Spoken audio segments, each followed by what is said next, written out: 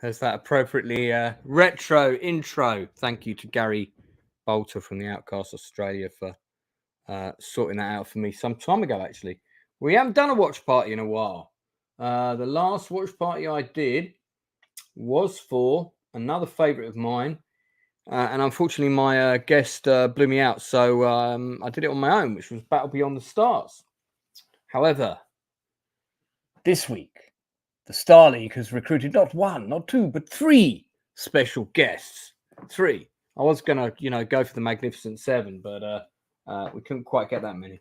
Now, if you want to watch The Last Starfighter with us, don't start it until I say go. But there is an HD, really good quality copy of the film on Tankman 4001's channel. Why and how it's still there, I have no idea. But it's there. It's in HD. It's a decent copy. It runs at 1 hour, 40 minutes and 35 seconds. I'll tell you when we're going to be starting it, but we need to go down about 50 rabbit holes and waffle about a load of old tosh first, as is tradition. So let me bring in my guests. My regular co-host on the Nielsen ratings on Tuesday nights is here. And because the love of his life is currently away, he's also available this evening. Yes, as is tradition. As is tradition. You've seen that episode of South Park with the Canadian wedding?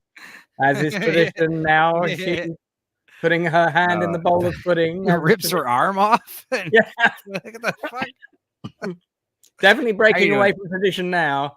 How are you doing, Lance? Yeah, I'm doing pretty good, actually. My cough is today and yesterday, the first 2 days, I can feel I'm recovering. Hooray. So I'm not going full blue-collar loser and drinking too much alcohol. But yeah, I'm doing good. Not too bad. Talking of the man himself, here he is. Dude, I gotta tell you, this is delicious. It's whey protein Fruit Loops. Oh God, I love it. My noose clenched at the mirror. Is there booze in it? Are you putting booze in that? No, this is just milk. I got booze. Don't worry. No, but that's okay. That's good. So you're having milk. Yeah, and look right here. I bought this for you. Tennessee apple, just for the cup. Oh, cool. So I'll have some of that. Yeah. I want to add the cup to my collection. So to add the last man to our quartet for this evening, a fellow Englishman, although he's from the north, but it still counts. Northern English. Hello. How are you, sir? Yeah, thanks for having me. And hope the rest of you are okay, especially everyone in chat. And this should be a fun night. Because I'm still below 5,000 subscribers, Northern, you don't need to wear a suit. I'm just going to let you know. But once I get over 5K, though, man, you might have to wear a suit for every stream. All right, let's have a quick look in the chat. We got Jay Goodwin in the house, loves this movie. OT, what's up? Greetings, Starfighter. Yeah, there's going to be a lot of quotes today. Professor R2 is here. We love Professor R2. Blue Collar Loser, you got a clone here. And then I know that's RT and Z. There can be only one. And hello, the always lovable, stoic, reliable Desert Phoenix, who hopefully I'll be doing a gaming stream with soon. Now that my voice is on the mend. Nice one. We do our adventure gaming streams together. So I have been watching North and South Book 2 today. Well, it's been on in the background while I've been script writing. So I'm just going to close that window down and close some other windows. So I got to take part in a quiz, which was a lot of fun. That was on Dark Hours channel earlier. Yeah, how would that go? I slept in. You were on that quiz. See, the thing, Enzo, is if I didn't let him win, he would have banned me from his channel. So I had to let him. Okay. The problem when you're playing a quiz with two people in the round is second place is last, unfortunately. But listen, man, it was good fun. It was fantastic. It was good hoot. Now, look, I'm going to be a bit naughty and go off topic, and I am going to do this on every stream until the time is up. But I have GoFundMe on right now about the post office miscarriage of justice, big thing in the UK. We did a play about it. The Outcast Creative did a play about it 2 years ago. There's been a TV drama about it now, which has caught the public consciousness. But we did the play first, of course. And we did it on a minuscule budget with no real money. And we're going to try and put it on again. So before we dive into The Last Starfighter, I'm going to play this video.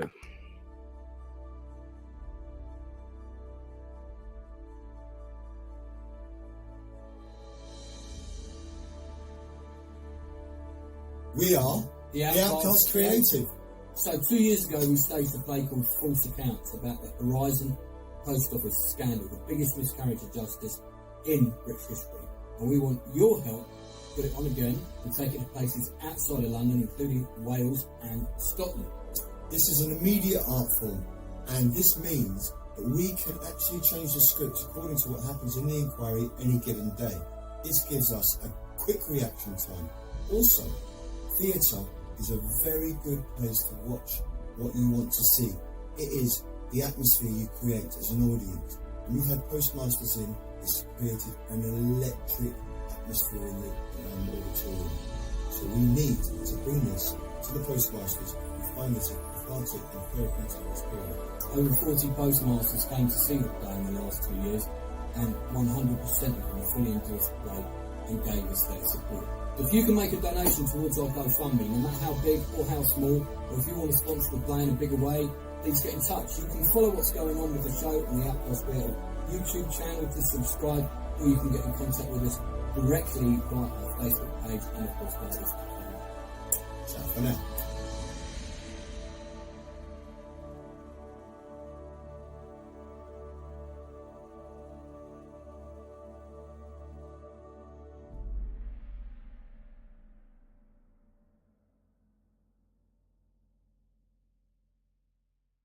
Okay, yeah, a bit out of the wheelhouse today. I know, guys. Not remotely science fiction. It's total fact. But I'm very passionate about this subject. I've actually been working on this play since 2012.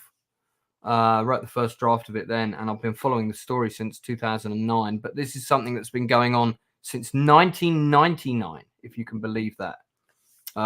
That's how long it's been going on. I know the sound on that video was a bit wank, but actually GoFundMe themselves said to us, don't make the video too professional, because the cohort of people that sponsor GoFundMe tend to think if your video looks too good, you've got lots of money, which of course we haven't. So we thought we'll just do a quick one. We don't want it to be too flash. And anyway, good idea.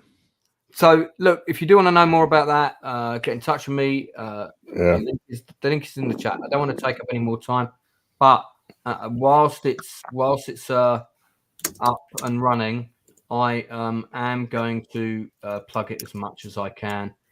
Professor R2 kicked in 50 quid. Man, that's very kind. Thank you very much.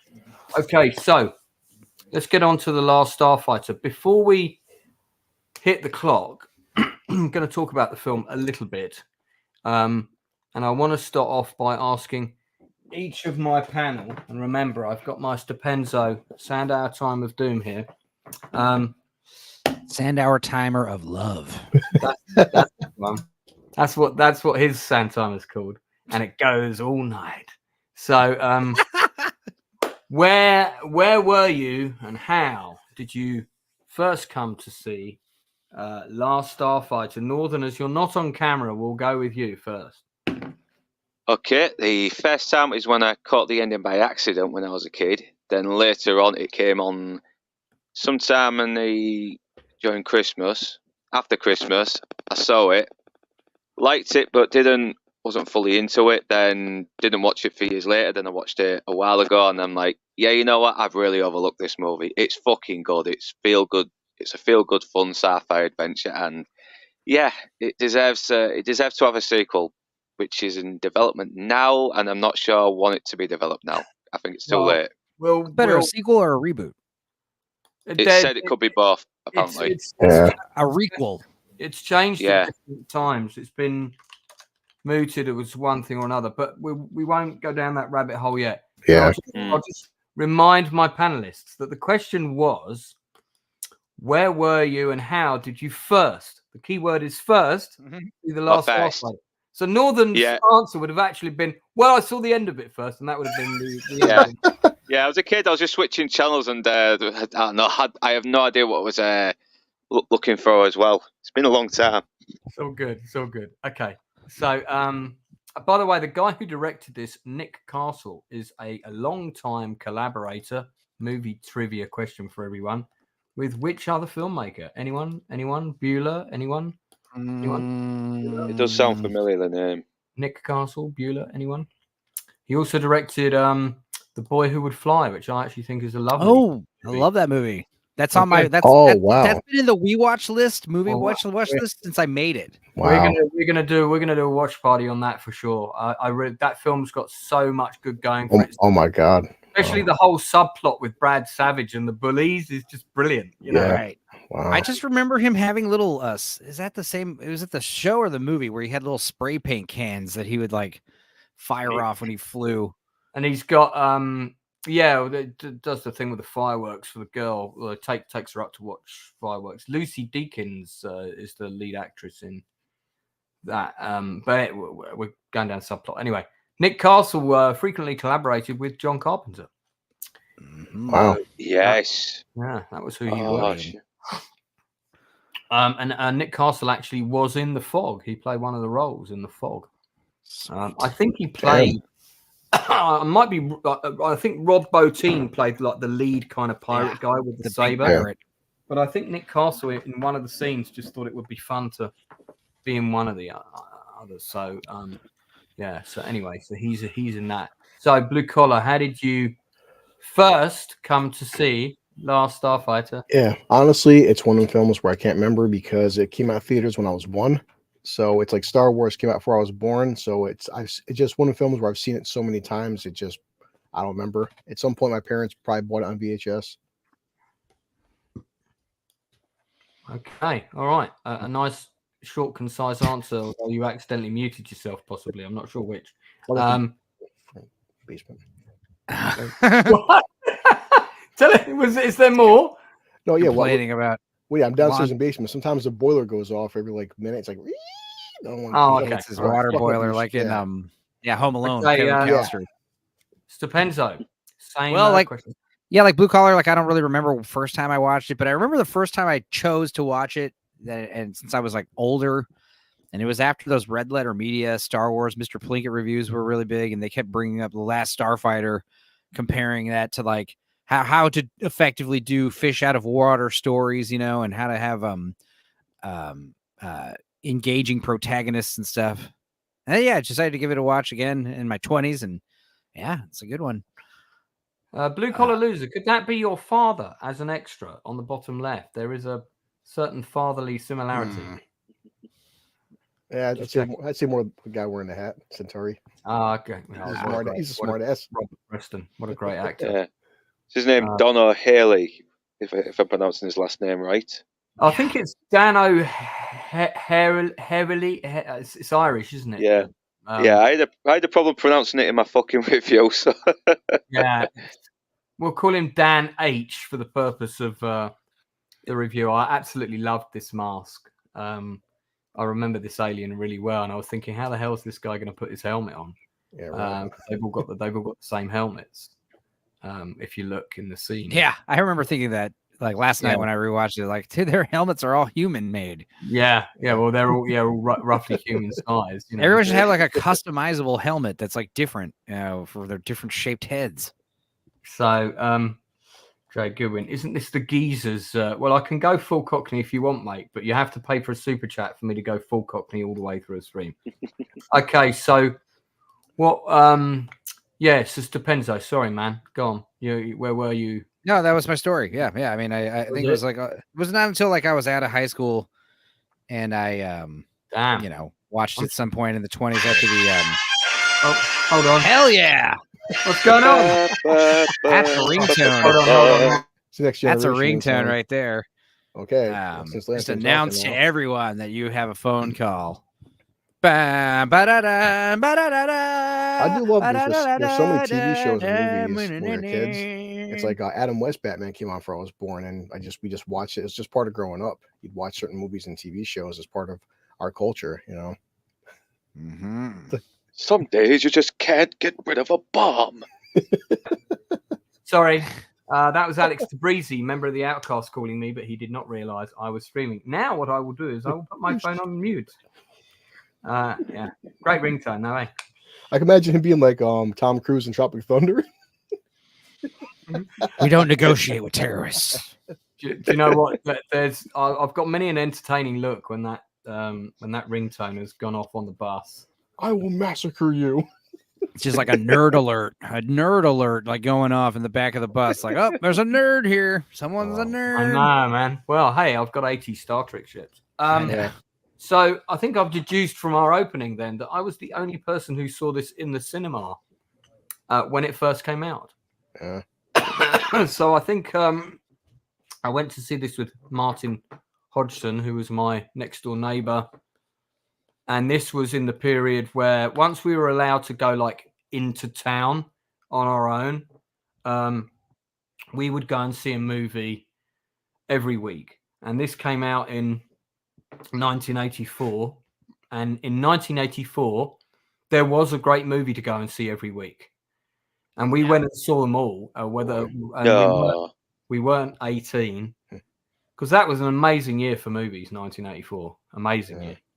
Because you had Terminator, Dune, Gremlins, you know, there was always something to go and watch. I remember we went and watched a film called Extra, which is a low-budget British kind of sci-fi horror that was a double bill with Scanners. Do you remember Scanners? With Michael Ironside? I've not seen that yet. Yeah, I need to watch that. That's a good movie. Extra is not a good movie. Feel free not to track down Extra, but I mean, it's a beer and pretzels comedy watch maybe, but all right, so I saw it. I really liked it. I think I don't know. As a kid, I always kind of had that dream of, oh, you know, somehow aliens are going to turn up, and I've got some skill set that's required to go and defeat some bad guys. And as a result of that, this is going to enable me to get the hot girl at school that I fancy. Yeah. As of yet in my life, the alien part has not materialized. I've done okay in the other category from time to time. Well, you know, it's funny. You could do a modern day remake of this movie, but set it with like, instead of aliens, it's just the U.S. military. You know, like, hey, we saw you play in that video game. We think you could operate one of these drones really well, son. Come on over. Well, you could flip it. It could be the U.S. military that arrive on a planet full of peaceful aliens, but a boy accidentally got sent the wrong simulator, some boy alien. Yeah, I mean, he's the world's greatest drone pilot. He's a pretty good drone pilot. He has a crisis of confidence. Anyway, that's the next Tom Cruise movie. So, what we'll do is we'll let's not delve into possible sequel, prequel, whatever reboot scenarios while the film is running. While the film is running, I don't want us all to sit here and go, oh yeah, I remember this bit. Oh, we know how to riff movies, dude. Don't worry. No, so we're not doing it like that. But I want us to only talk about what's on screen, those scenes or whatever. Let's not get into trivia. Let's try and focus on this bit of the film I like, because that's how we're going to do it. I'm a pro riffer here. All right. Man. Okay. Now that said, we will have to occasionally activate the Stupenzo damage button. There we go. So just and he's back. All right.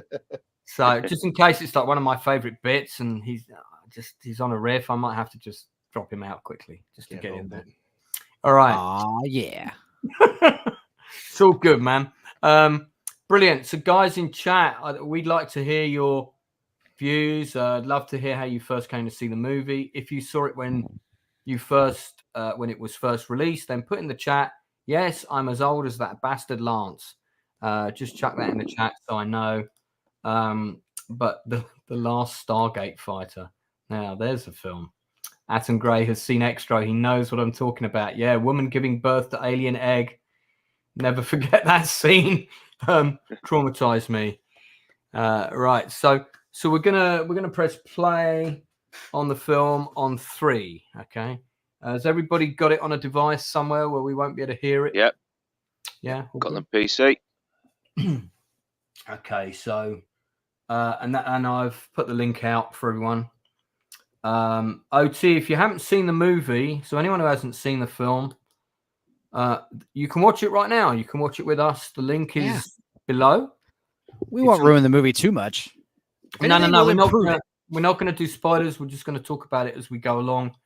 So you can either just watch it now and mute us and join in a bit later, or you can turn us down to an acceptable level of volume and just turn it even lower whenever Meals Depenzo speak. Okay, all right. So okay, be right back. I'm going to go and crank up my TV. I think is what he's saying. Yeah, pull it up. Oh, and Zach's popped in. Sorry, Zach's man, I missed you there. Exact. Okay, four's a good number for a watch party because it's very, very manageable. All right, here we go. So everyone ready? Oh yeah. Fingers on buzzers, as it were. Sure. All right, so here we go. So gonna go on 3. 1, 2, 3. Okay, and mine is starting. Should have an And old-fashioned the old Universal universe. logo. Yeah, now I don't know about Yes. you, but as a kid, when I went to see the cinema and the Universal logo or the Paramount logo came up, I thought this is going to be a good movie because these studios make good films. Universal's come a long way for being a, monster movie studio, basically. Like they excel at making monster movies. The Universal monsters and Tremors and Jurassic Park, Jaws. This film opens with a great score. That's the first thing we got to say. You're straight in with that da da da da da da da. Themes, man. Theme songs. By Craig Safran as well. Craig Safran. Now, Craig Safran was a composer that I approached to ask to do the journey, and he said yes. And around the same time, I met the composer that also came on board and ultimately did the film. And I wish I'd never met that man in my life, but that's a whole other story. We've got these kind of cool titles that almost have sort of like a 3D feel when they shoot back. It's almost like that Space Hunter. Yeah. Yeah. It feels very Superman. It looks like Superman a little bit when the letters just zoom right into the fucking space. I love that. Flying off. You're getting sucked into the wormhole. Yeah. Yeah. But very early, like Tron style computer effects in this movie that are very, very, what's the word? Quaint. Souped up Amigas. Very dated. The effects are very dated, but they what were your thoughts on what were your thoughts on the computer effects when you first saw them in the 80s? Oh, yes. I mean, you've got to understand. So this was the first movie since Tron that did CG, but Tron did very little complete CG. It was more kind of mixed with people. This was the first time you saw really complete CG space battle sequences. And there definitely was a feeling that technology had changed and we were going to see more of it. Yeah. But it was just a taste. It was just, I mean, and at the time it looked good in the cinema. It did look good. Now, of course, the bigger the screen you have it on, the bigger and blockier it looks. But I still think in terms of serving the story and the design and the ships, the car, Centauri's car and all of that stuff all still looks fine. And if you just stuck it in an AI machine and said, could you redo this, please, with modern graphics and stick them back on, it will look fine. Take away the charm. The Gunstar still looks great, the design of it and everything. Oh, look at that dog's little calluses on his elbows. I know. Oh. Yeah. Poor boy. That's an outdoor dog for sure. So this is Starbright, the kind of trailer park. We got a shot of that. Joe Rogan. Balls why is there a everything. cat in the mailbox? That's all I want to know. Because it's the only place that isn't. It's nice and cool in there, or warm. I don't know. My siblings have got cats. They're always hiding in unusual, strange, bloody places behind the settee. Sometimes even had a couple try and go inside the settee. Maybe one of them bastard kids like stuffed that cat in the mailbox. And that actor, the black actor that works in the theme in the trailer park, or he's kind of like one of the fix-it people. Otis. Is it Otis? Does he? Yes. He's called Otis. So that's Vernon Washington, who passed away only a few years after this in 1988. Why are you trying to bum us out, Lance? No, but kidding. Just I want messing to with give you. I want to give Catherine him a Mary shout Stewart. out. I want to give him a shout out because he did do a few, a few bits and pieces. I remember seeing him in other things at the time, TV and Friday the 13th and whatnot. But he was a stage actor predominantly. She's She's rocking one of them little Playmate coolers I have. The little red guy. I have one outside. I should grab it. Show you. Okay, should we go down our 20-minute Catherine Mary Stewart? I was not looking now? I was not looking at the cooler, Stupenza. I was not looking at the cooler. Here's the thing. She's a wonderful looking lady, and I love her in Night of the Comet. But man, she does kind of have that vibe. Her and her boyfriend in this movie, they kind of have that like one of those couples. They could be siblings, Yeah. You ever see those where like the couple kind of look alike? I don't like that. It's weird. Oh, that's put me off the phone now. They look like they're related. It's the hair. Everybody's got those big kind but of. they also have the same eyes and jawline, and it's very similar. Dude, I've not really noticed that before. I feel like you're going to spoil. Sorry if I ruined the movie for you guys. Yeah, man. Stop saying that the Last Starfighter into the fucking Lannister's incest porno. They don't even realize they're related because it's a trailer park. Look, the damn cat's on top of the arcade machine. This kid is good, Chris Herbert, and we're going to talk about him when we get into sequels after the little brother. There you go. Yeah, I think some kids can just be irritating. I think he's good in the role. I think he's true. Yeah, I like him. I like him in the part. I like his character. It's hard for child actors to come off natural, in their performance. They always come off like as little theater kids, like overdoing it. I can tell you one thing too. Back in the 80s, arcade machines were not this advanced. No way in hell you're playing games. No. Like that. No, but they did actually bring out a Starfighter game as a result of the show. Yeah. It's kind of nothing like the game. They made it look like the game, but it wasn't yet. Yeah, they've got 3D graphics were hard to do for games back then. I mean, we had stuff like Pac-Man, Dig Dug. That's like. So if at the time, this game looked like state of the art. Like whoa. Yeah. If you keep a sharp eye out, when you see Lewis with his friends, you'll notice that one of them is Will Wheaton from Star Trek: The Next Generation. He had deleted. He had lines. I think I saw it. Yeah, I saw it in trivia. He did have lines, but his scenes were cut. There were more scenes with the people on Earth, but a lot of them were cut. My Peter favorite Nelson, Will Wheaton.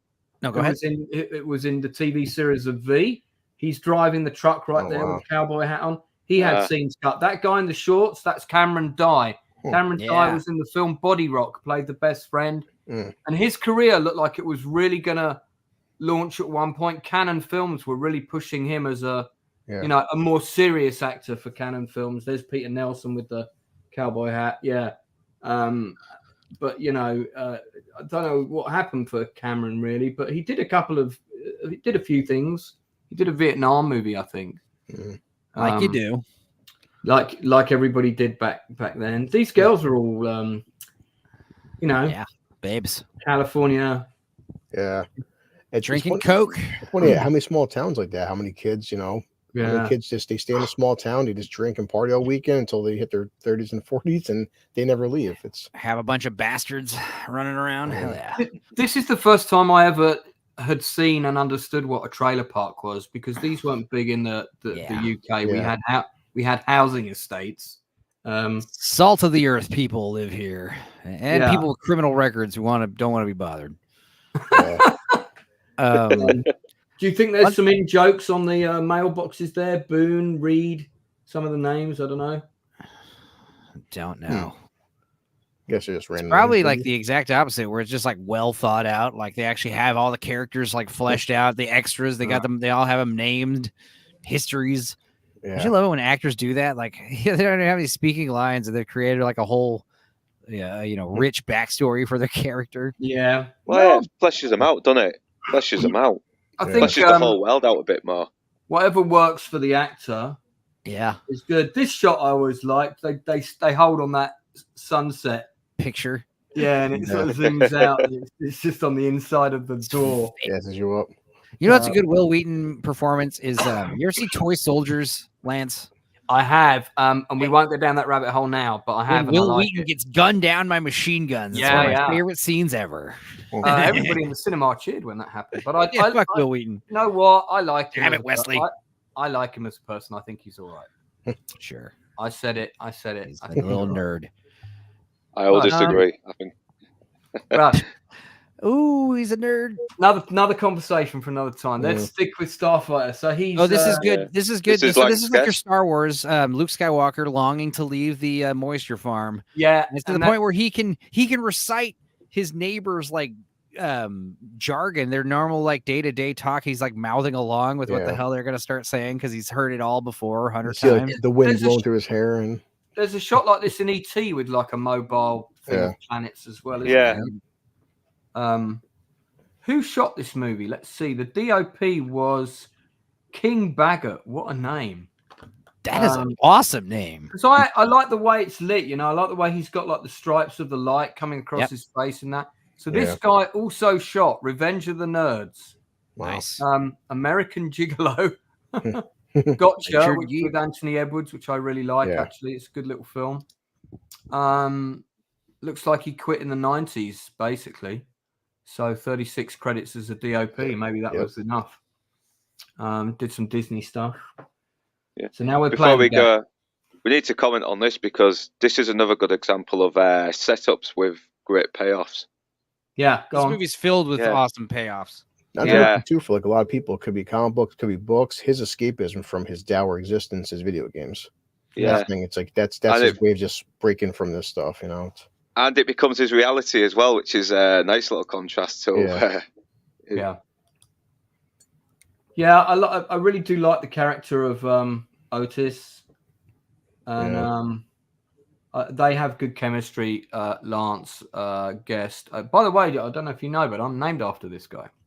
So, really? Yeah, named after the actor. Yeah.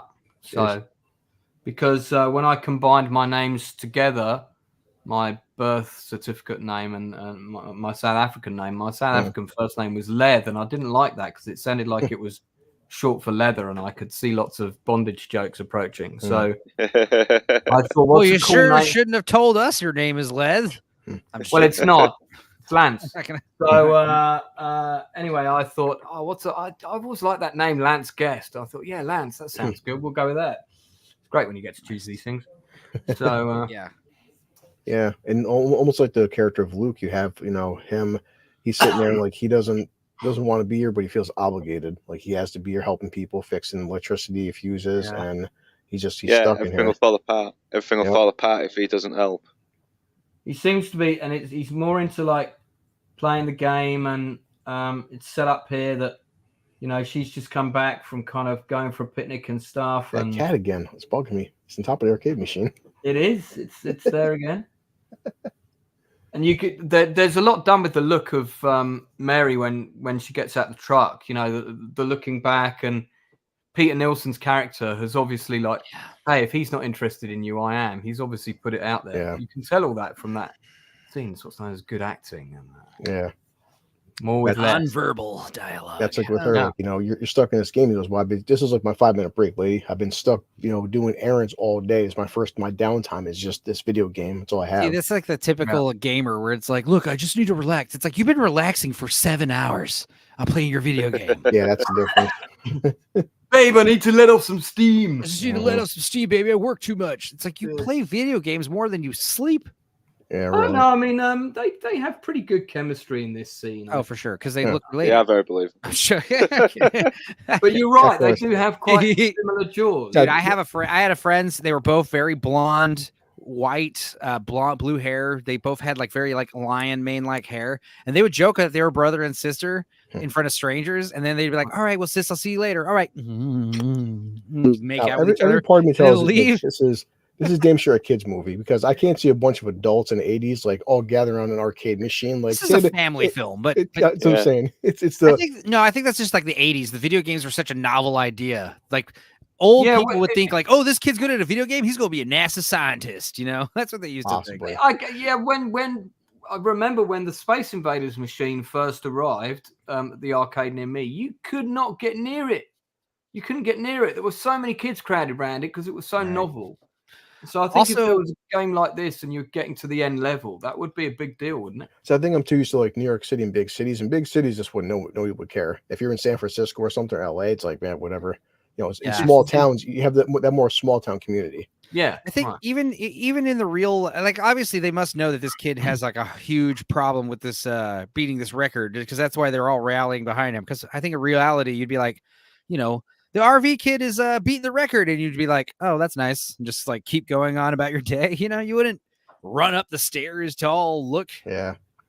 I wonder, like, you know, which company did the graphics for this, and of course, Probably the same. would Probably have the all been same ones done in that did post for the film. production. So he was Yeah. probably playing a different game entirely. Oh yeah, Um, he's yeah. just button mashing. but That's the thing, he can do this while under pressure, so maybe that does help a little bit with his character later What's on that? in It's the. that Oh whole, yeah, uh, he doesn't climax. choke with like a bunch of people watching him. Yeah. Yeah, Foreshadowing, yep. Exactly. So yeah, so he's totally focused. He's only got Record green the breaker. zone.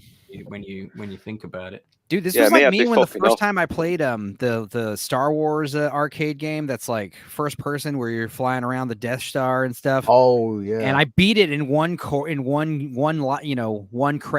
paid the $1 or whatever. I remember Towards that game. I remember Towards that the end game. when I was fucking fighting Darth Vader, dude, like I had a whole crowd of people like, dude, this kid's killing it. This Yeah. kid's Damn, tearing and up this game. You did it with just like one coin. Yeah, or I think it was $1. It's one of those expensive games.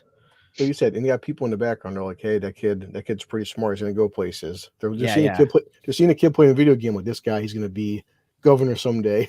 Yeah, he's gonna invent light speed. The spaceships were designed by Ron Cobb. So Ooh. who passed away sadly in 2020. But he worked on a lot of the early biggies. So, you know, Star Wars. He did effects work on Alien, Raiders, Conan, Back to the Future, Total Recall. So the ships were designed by him. So that's pretty cool. Dude, all the computer effects on this movie were made by Cray XMP, which is like one of the first like early supercomputers. Now you have the typical small town. Like he wants to leave, and she's like, "I want you to stay. I don't want you to go. Like I'm not leaving this town. Like I have to. I can't spend my whole life here. I'm destined for bigger and better things." Yeah, this it's is not the way he expects.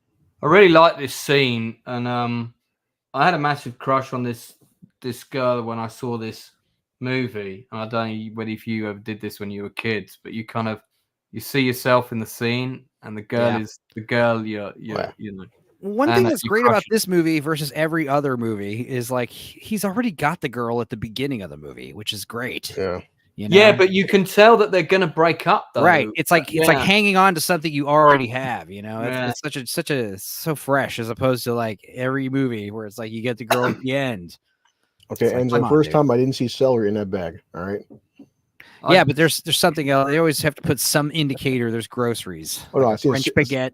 There's a cereal box, but yeah. Cereal box. Oh man, guys, you're not going to believe this. The mother, Barbara Bassoon, she passed away just last year. One who plays Alex Rogan's mom. Yeah. Look, it's brand checks. R.I.P. Yeah. Hey, Miss Sassy Sasquatch is here. Good. Hey, Sassy. Hey. Hey, she just got monetized. The Queen. Yeah. What's going on? Jamal Ammer, I saw this in the theater. I would have been 13, pretty much the perfect age for me. I think I was around the same age, and I was going to see what you would call R-rated movies when I was 13 years old, because I was 5'11". Jam. I had a beard since I was like in middle school, so that's what's right there. It's like the mom is like, "Mom, it's a big deal. What'd you do?" I beat the record in a video game. She's like, "Oh, that's nice." That's nice. Anyway, your college funding didn't come through. Stuff that's actually important. You know, it's not like this video game's going to have you save the planet one day. Yeah, so he's just done like the whole big speech to his girlfriend about I'm getting out of here, and then the mother says, "Well, the funding hasn't happened. So you can still go to City Tech with your friends." Yeah, this is Uncle Owen telling you need to spend one more harvest on the moisture farm. He's like, "No, this entire year." Yeah, I'm supposed to go get power converters with the boys. I always liked that sign, you know, the Starlight Star Bright sign. But man, what a pain if your trailer happened to be kind of within window direct line of sight Yeah. with that. You'd have that flashing through your window all night. I don't know why I thought it would have been good symbolism where him playing this damn game so much, he keeps draining the power in the trailer park. And it's like, you damn kid, you keep playing that video game, it's making all of our fuses break. God, I never thought of that. I didn't realize that was connected. I mean, I thought it it's was just a shitty trailer court. You know, they I always thought- have problems. I thought it would have been the importance of like what he has to do. He has to become the last Starfighter by constantly playing this game and messing up all the inhabitants' electricity. God, you're gonna be stupid if he actually was putting quarters in this machine. I hope that's like a free push to play arcade, right? Anybody watching? We are now just coming up to 20 minutes into the running time. We're at 19 minutes and 20 seconds. Yeah, the arcade is spazzing out for the first time. Yeah. This is when we know. You could probably get away with showing like 2 seconds of screen share, every once in a while if you want to keep people updated where we're at. Yeah, let me. For my Tuesdays. Don't do what Northern English Bastard did though. Share too much. I show 4-second clips, and so far they've been good with our Tuesday rewatches. But, yeah. Okay. All right. Obviously a DeLorean. Dude, my kid, the first thing he said goes, "Dad, that's a DeLorean." I'm it's like, a LaDorian. Actually, you're wrong. I got the best fucking teenager. Yeah, that's also Robert Preston. Right. Yeah, Robert Preston. This was his last film as well before he died, wasn't it? Yeah. He had a couple of like made for TV things, I think. Yeah. Last theatrical, I mentioned it in my review. But he really went for it, didn't he, with the character? And I guess he knew he was on borrowed time, and but what he did with the role was amazing. A little something for the kids. Now, what's like the presentation accent of Centauri? It's got that old like 50s kind of vibe to it, like hey kids, step into my office, and I invented it, and it's like it's because light travels across the galaxy pretty fast, so by the time they see our movies, they're like 50 years behind us. The only issue I have with this scene is stranger danger. My mum always said don't get into cars with strange men, especially not cars that like take off. So so they decide to show screen. I think we better stop there. I'm just going to do a little bit here and there. Yeah. And his beta clone is left behind. Yeah, that's a great like side story. That's one of the they added a lot more of that stuff after the fact because it was testing so well. That's why he wears like an obvious wig in all the beta scenes. I did like this line. He said this had to go to like Vegas, which would have made sense because Vegas would have a lot more traffic. True, right? To test out because how many people are going to be playing a stupid arcade machine in an old trailer park? But then again, you could argue that the reason why he beat the Last Starfighter, was because he was able to play so much. Whereas, like, if you're having people that are just kind of playing once and then leaving, you're probably less likely to encounter like a Starfighter pilot. It takes training. Now, 300 miles an hour is pretty cool. Go past the police car, Yeah. 303. Centauri's like he's like the opening act of a show, isn't he? He's like the warm-up guy, kind of. Of course, this is such a great fish out of water story. This is how you do fish out of water. That tunnel looks very similar to the one in Back to the Future, unless this is like the road like that in America. I was about to say that tunnel has been in so many movies. Yeah, that tunnel's been in The Running Man. It's been in V. Rylos. And Rylos on the thing. Great. Yeah, my channel's branding is very influenced by this movie's these star backdrops. I love it. I mean, it's I might. I've got this running on 2 different screens. The film. What I might do is occasionally freeze one screen and put an image up. I mean, just the whole music and the whole hey, this kid's going to outer space and like the car shifting and at the time it's just like it's so like adventurous and the music's swelling and. So Lance, here's what we normally do. You have the movie running full screen on your second screen. You pull up a screen share for second screen, and rather than stop sharing, you just kind of remove it. You have the screen share running on the background in the back room all the time, but you just bring it to the stage. I don't know how I can. I'm not quite sure how I can screen share my. Second device. Oh, it's another device. It's not connected to your thing. I see. I've got 2 devices running. No sweat. Well, I mean, I've got it running on both, but because I've got my screen divided into. Well, you know what? Very complicated. Okay. But we'll get it more sophisticated. We'll do it. Lorena for her screen. She did she's got the whole movie running up in the background with her logo all over it. Oh yeah, that's why I made something like that for Chris. Yeah, so like a transparent backdrop overlay. I worry about using it too much. While we're still testing it. It's very strange. Like, well, OT, we know that you're not 53. We are aware you're in your 70s, but it's fine for you to be on the stream. We are not ageist here. and again, this is 1984 CG, but considering he's going to different planets and the car going through the motions, and the quality of the HD on this copy is really pretty good. Yeah. And although the CG is very clean, and sure, the mountains kind of just look like brown ripples and shit. It's still good. As I said, I'll still watch this over She-Hulk. So it doesn't take you. It doesn't take you out of the movie too much because you're engaged with the characters. I mean, would that work for a 10-year-old? I don't know. Extremely good special effects are great, but like they're not needed.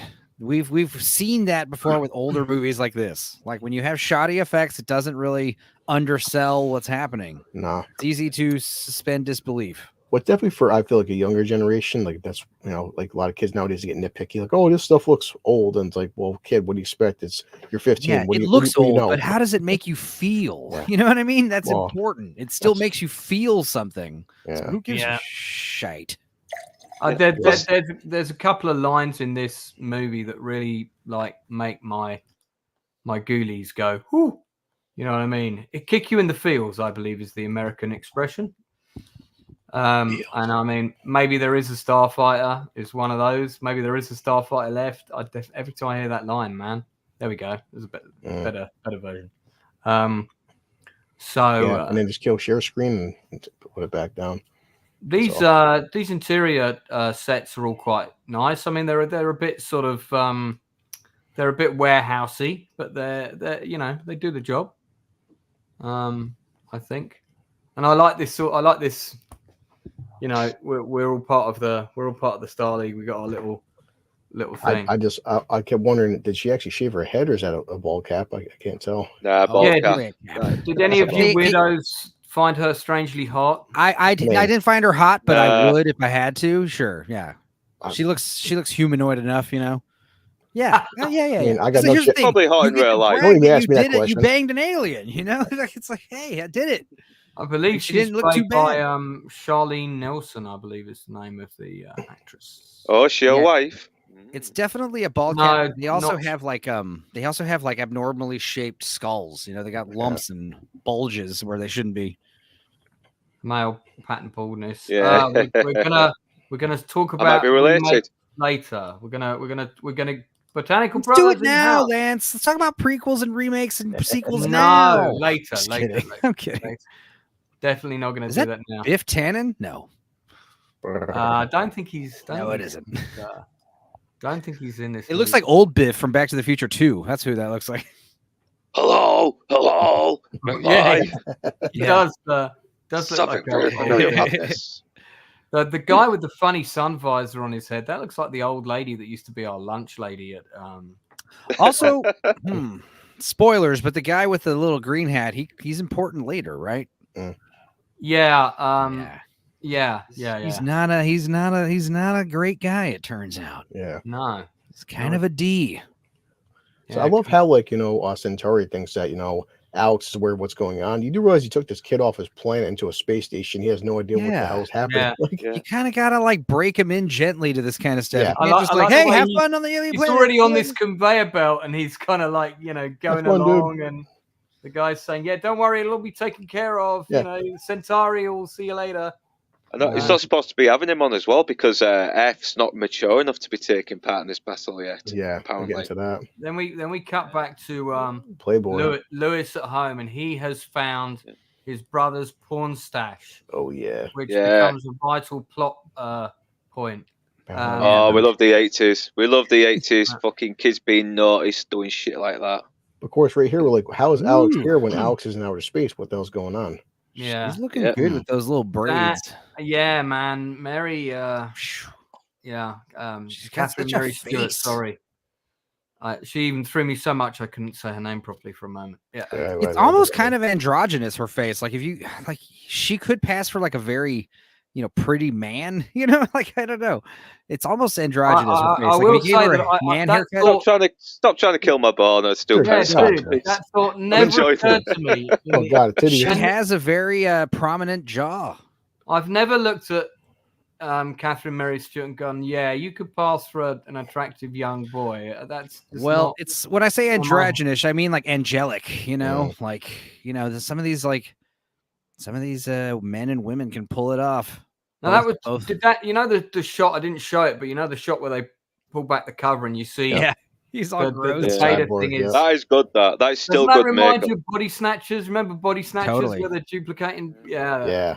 And you see the Reminds me of veins this. popping. Reminds me of the Sixth Day a little bit as well, where the bad guy clones himself, but he's still not fully ready, but he brings him back to life anyway. Right. Now we're in. Also, it's a good thing she didn't try to like wake him up or anything or get him out of bed. I swear this could be the same set as War Games, except like just slightly redressed. Totally. With some white stuff where the black stuff was, but it's your kind of command base with a lot of. It's weird how the music is it's not Star Wars, but it's pretty damn close to Star Wars. Totally. That was our first shot of a Gunstar there, I think. Yeah, the director was joking about how it's kind of like the South Simpsons already did it. Like, dude, George Lucas and Steven Spielberg, like, how can you not accidentally rip them off? It's like at a certain point, you just stop caring. You just kind of do your own thing. And if George Lucas and Spielberg already did it, whatever. Then again, Craig Safran's score sounds very John Williams. I was kind of getting a Superman Indiana Jones vibe of him. Oh yeah, I'm surprised Craig Safran didn't do more scores because he was extremely talented composer. I know. And even though it's the score is it's got nods to that Williams style and everything. It's still, as soon as you hear that theme, Last Starfighter straight away. Yeah, so good. Especially near the ending, which I won't get into just now though. But I get a lump in my throat when I watch it. He said he wanted to go bigger than Star Wars with the score, and I think he kind of did in a way. It's very bombastic, and all the better for it. So yeah, I like it. So it's great they gave him a translator because you can't spend the entire film with them talking some weird alien language. Oh, and they sum up the translator thing in like 2 sentences. That's all you need. Yeah. Then he treads on the Squid Man's toes. This guy stepped on his dick, bro. He wanted his toes. Wait, he was screaming. Oh, was it? He stepped on his genitals. Oh, he's got a Stepenzo peni. Okay. No, it's just very impractical species where their genitals are down there on their feet. It's funny. I got this running simultaneously on 2 machines, but one of them is 4 seconds ahead of the other. It doesn't matter. Yeah. This big-eyed bloke. This big-eyed bloke. This big-eyed bloke. One of them for 4 seconds. It's easy to sink them. Go on, Northern. Yeah, this big-eyed bloke looks like he'd been taking way too much ecstasy. Yeah, he's feeling it. Isn't he got like a Vagelina face kind of thing going on? Yeah, my some of them has no eyelids. Some of them are very fuckable faces. Sorry. What the hell did you just say? Oh boy, that got dark. I'm gonna have to edit that out now. You're disgusting. I'm not sure budget. Now I'm never gonna get sassy on the stream. Oh my god! Not with us. He's hanging out with us way too much. Jesus Christ. Man. That's but I'm not sure if that was a budgetary thing. You always tell a man from the north. They had Paul's ruined our brains. It really has. Let's get back to the film. Yeah. Let's clean it up a bit. Yeah, it's only like 2 sets of aliens. Like it's one squid in the front, one squid in the back, and one big guy in the front. One, so you only see 4 sets of aliens, but there's also these weird dudes with the face masks. They just look like hunters. Wearing camo suits. I mean, this whole bit where they do the chant and everything, it's weird because they're supposed to be the peaceful nation, but it does come across a bit Third Reich, Yeah, death to all. Yeah, what if it turns out the whole time that these guys were the bad guys? I know that would be that'd be fucked up. That would be funny. The guy who plays I'm the Emperor of Rylos. He's I mean, we'll see him soon. He's so chewing the scenery. He hams it up so well. He does, yeah. I mean, appropriately. I love Greg, the character of Greg. Of course, I love his laugh. The old man from RoboCop. Like, who would have thought? Yeah. You've done it. Yeah, he laughs. He laughs laugh. a lot in this movie. Yeah, he's this is the link, people. If you haven't got it on, jump to this guy's channel. Great HD full video. This And is if the it's moment. blocked in your country, I'm sure you resource. It's blocked in a few somewhere else. Is it? Yeah. I'm sure you can. Someone, I'm sure you can. Find you resourceful internet folk. Oh, yeah, someone in my commented. Look at the prop. Look at the prop. Hell yeah. This prop. No, this is a prop that's from Star Trek. It's also in Aeroplane 2. And at one point, Shatner actually comments on it and going, Yeah. So you haven't been able to find out what this does? No, sir. It just seems to project light from one side to the other. I love it. It's great they squeezed that in there. Bit of a. I'm kind of curious. What the hell was the Excalibur test anyway? I don't know. Yeah, coming to that. Yeah, see, actually, there's a good bit of trivia with the Excalibur thing because this was kind of inspired by Excalibur, but instead of the sword in the stone, it's the computer simulation that makes him worthy. Well, what's crazy is about how like the old man in the hat. He's what's his name again? Jesus. Centauri. Centauri is like kind of looked at as like a kook with his crazy idea of this like video game training system, and he's like, no, trust me, it'll pay off. And of course it did. Adam's saying that device is on Buck Rogers as well. I mean, the makeup for this character in particular, when you think about the amount of emotion expression that it gives you of him, not just as a character, but of his race as well. And there's one scene, isn't it, where he gets this is a picture of my family, and you can see him with his wife and his baby. Yeah. Do you remember that? It's in like his wallet or whatever when they're training. Apparently he played both parts as well. I mean the actor is Dan O'Harely, or we'll call him Dan H because we're not OH. Look, Alex is freaking out. Like, what the hell am I doing here? Oh, kid, don't worry about it. It was just a test. And he's like, oh, it's safe. You're not actually going to die. Like, dude, you're putting this kid in a intergalactic war. You wonder why he's nervous for. He was. I mean, unless I'm mistaken, wasn't he the villain that was running the factory in Halloween 3? That was making the masks. 5 more days to Halloween. I don't remember that. Right. Yeah, I think he was the old man from RoboCop. I mean, oh yeah, that's right. You're fired. Yeah, of course. Yeah. He's, I mean, great actor, great presence as an actor. Dick, I'm very disappointed. Just a glitch. The guy's dead. A glitch. Yeah. Sometimes we even call him asshole. Well, this is great.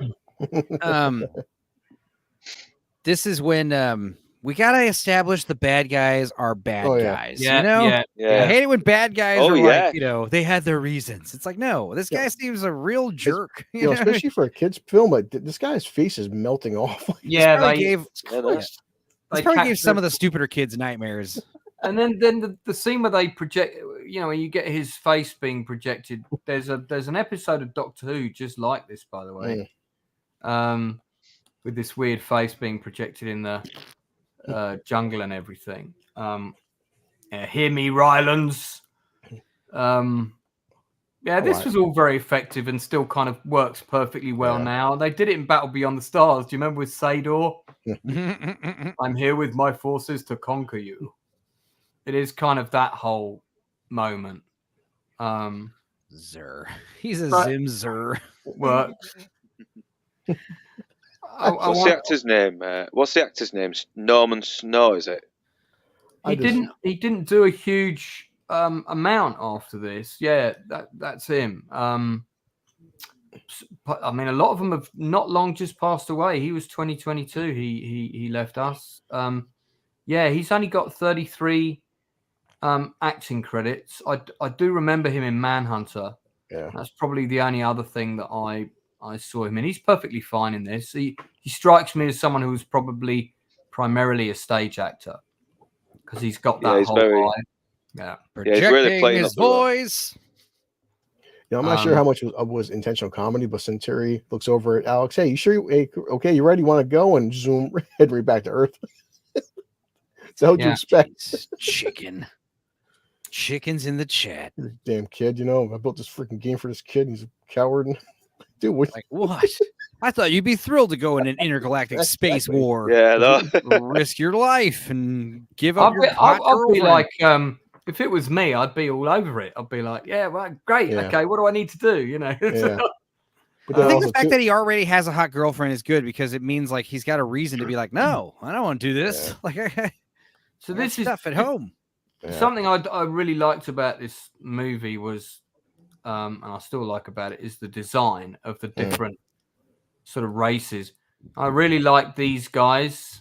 It's The the Raisinets. the Zodans, I think they're called, because it's the Zodan Armada. the isn't it? Raisinets.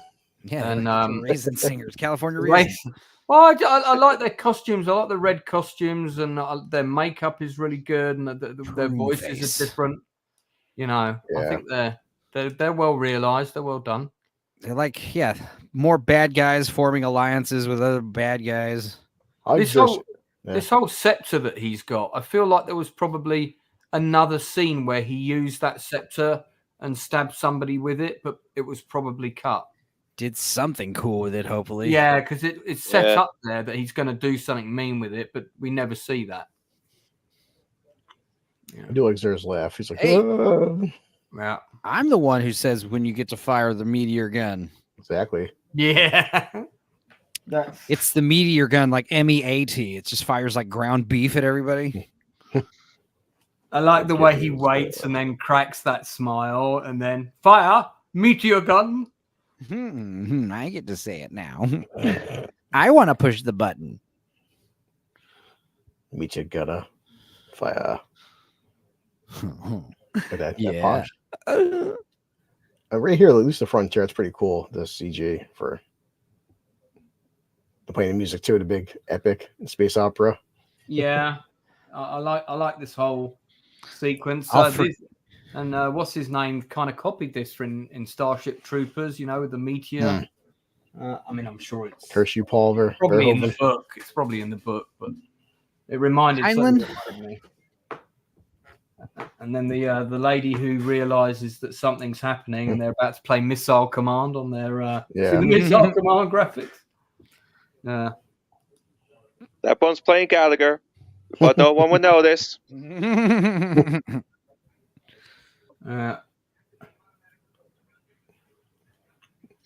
This is Yeah. this, Did you those say guns Gallagher? are like Yeah. the ones on Babylon 5. I Remember mean them? Gallagher. Gallagher Yeah. was that comedian who bashed watermelons with a hammer. That's right. He's a damn genius. Yeah, I mispronounced that. Don't apologize. So funny. I'm so shit. That one's playing Gallagher. It's like Gallagher on the monitor. He's like squashing watermelons.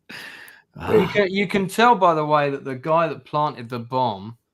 I mean, That was whoever, like that was whoever like did that that, was like Space C4.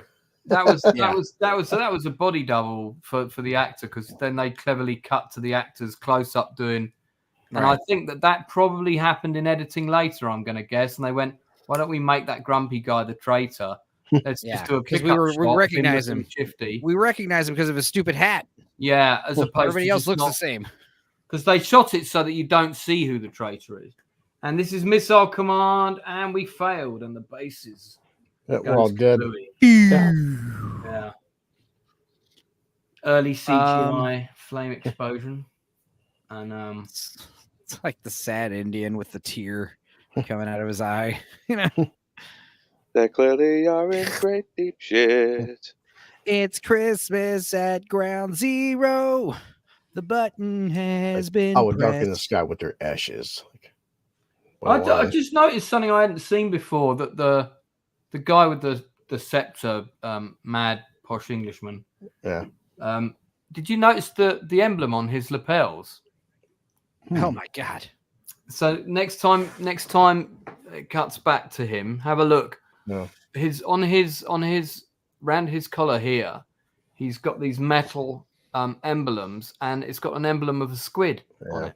Yeah, I saw that. Yeah, I've Weird. never. Do you know what? I've never noticed that before. Hmm. So But then what's kind of weird is the whole like irony of that, because Alex was a coward, his cowardice actually saved his life to come back and be the last Starfighter. So if he was brave and wanted to be gung ho, he would have been killed in the attack. True. And it's also called, his arc. Yeah. Missile Command is hard. I used to have that on my Atari. Oh wow. Yeah. Yeah. Weird Al. Hell yeah, Desert Phoenix got it. Yeah, so he's like, yeah, I'll give you this device just in case you change your mind. Yeah. No, I won't. That's not foreshadowing. Yeah. Also, just hit me up if you're feeling lonely, need someone to talk to. Now, how did you know about Earth's history? Chris Columbus, the Wright brothers, like Centauri's kind of versed in human history. Yeah. No, he's talking about Space Columbus. Yeah. He's talking about the Space Wright brothers. That's right, kid. That's all you ever be is a bum. See, that's the other thing, that if you do a requel, the exact opposite, where it's like everyone's discouraging him to play video games all the time. You're not going to amount to anything if you keep playing these games. Sure, really. That needs to be very important in whatever, future installment or whatever this franchise has. He'd probably be a lot fatter or more greasier as well. He should be fat and covered in pimples. That'd be amazing. And a virgin. Holy shit, that would make it better. Yeah, balding head with that little wisp of hair all greasy over his fucking He's like forehead. constantly like contradicting the aliens, like, actually, did you know that? It's just like, oh my god, I hate this kid. He's so annoying. But he's the best. He's the best starfighter pilot we have. It's funny. He comes home and his girlfriend's like, "Why do you keep doing these strange sexual urges towards me?" Like, wait, what? I've been in space for the past. No, she's the one with the strange sexual urges. The beta is a he's like asexual. So that means she's like been trying to kiss on him and make out with him, and he's like, what's wrong with you? Yeah, I'm actually glad that I'm actually glad the beta Alex didn't fucking try anything with her. Otherwise, it would have caused it complicated the story more, wouldn't it? I'm so glad that we finally lost our virginity to each other, Alex. Be like, what? I mean, that so would have been, if this film had been made now, that so would have been put in, and the beta, and the beta would have decided he likes wearing women's clothes, and there would have been a whole thing, and it just wouldn't have worked. I like this. This whole scene is really well done. Hey, you look just like me. No, you look just like me, and I am you. And I think it's a real credit to Lance Guest that he was able to pull off these roles so effectively, and it was a lot of fun. I'm guessing this is one of the scenes with the wig, because that's a proper wig he's wearing in that bed, isn't it? Yeah, to make him look a little bit more alien, I'm guessing. No, because they reshot a lot of these scenes after the fact, because they had a lot of beta scenes because they tested positively. But it works that he has a wig because he's not really him. He's an alien. Exactly. Yeah, it's just a little tiny difference. It's not a perfect replica. It makes sense. Yeah. It's a shame that I really thought Lance Guest, after I saw this movie, he had such good charisma on screen and all of that. I really thought he was going to be as big as Michael J. Fox. Well, sometimes these actors and these people get into Hollywood, they don't want to play the Hollywood game. They realize it's all a bunch of shit and it's not worth it. Well, which is, that's not too far from the truth. I like the way you can see the way they shot that scene side by side. That right. Shot. But yeah, it's but the well point done. It's well done. You gotta be willing to put up with a lot of crap to make it in politics or Hollywood, or you gotta play the game. Yeah. Sometimes people just don't want to do it. So this guy that turns up, who's like the space bounty hunter, I recognize this actor. He's Mark Almino, who is the head Cardassian in Deep Space Nine. There we go. But I forgot. Is it established why the arcade machine reveals its true form for? No. Yeah, that scene with the machine is quite bizarre. It's like, what's going on there? It would have just made more sense if he was just like this right when he got out of the car, right when he got off the ship, Yeah. Well, also 7 fingers. Is that what I'm counting? I do like that mask though, that creature. Yeah. I think it Yeah, the looks makeup really, effects. The makeup effects are really good, though. I mean, Mention the Playboys. Mention the thing. yeah. Is it Rob Bottin again? No. Oh, let me have a look. Doesn't have that hideousness that Rob Bottin's art. Rob Bottin's art has this like hellishness to it.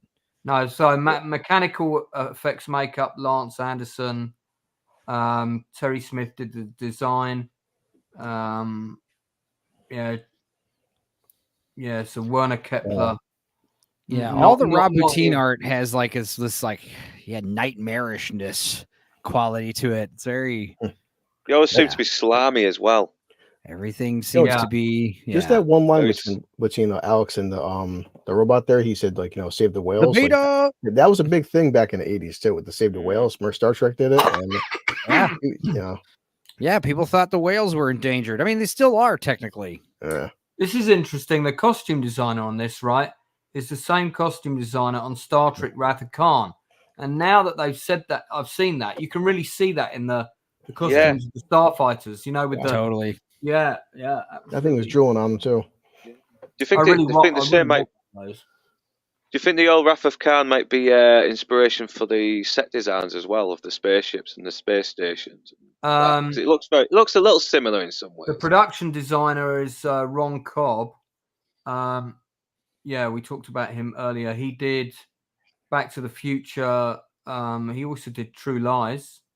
But he did some design elements of those films, whereas he was the production designer on this film.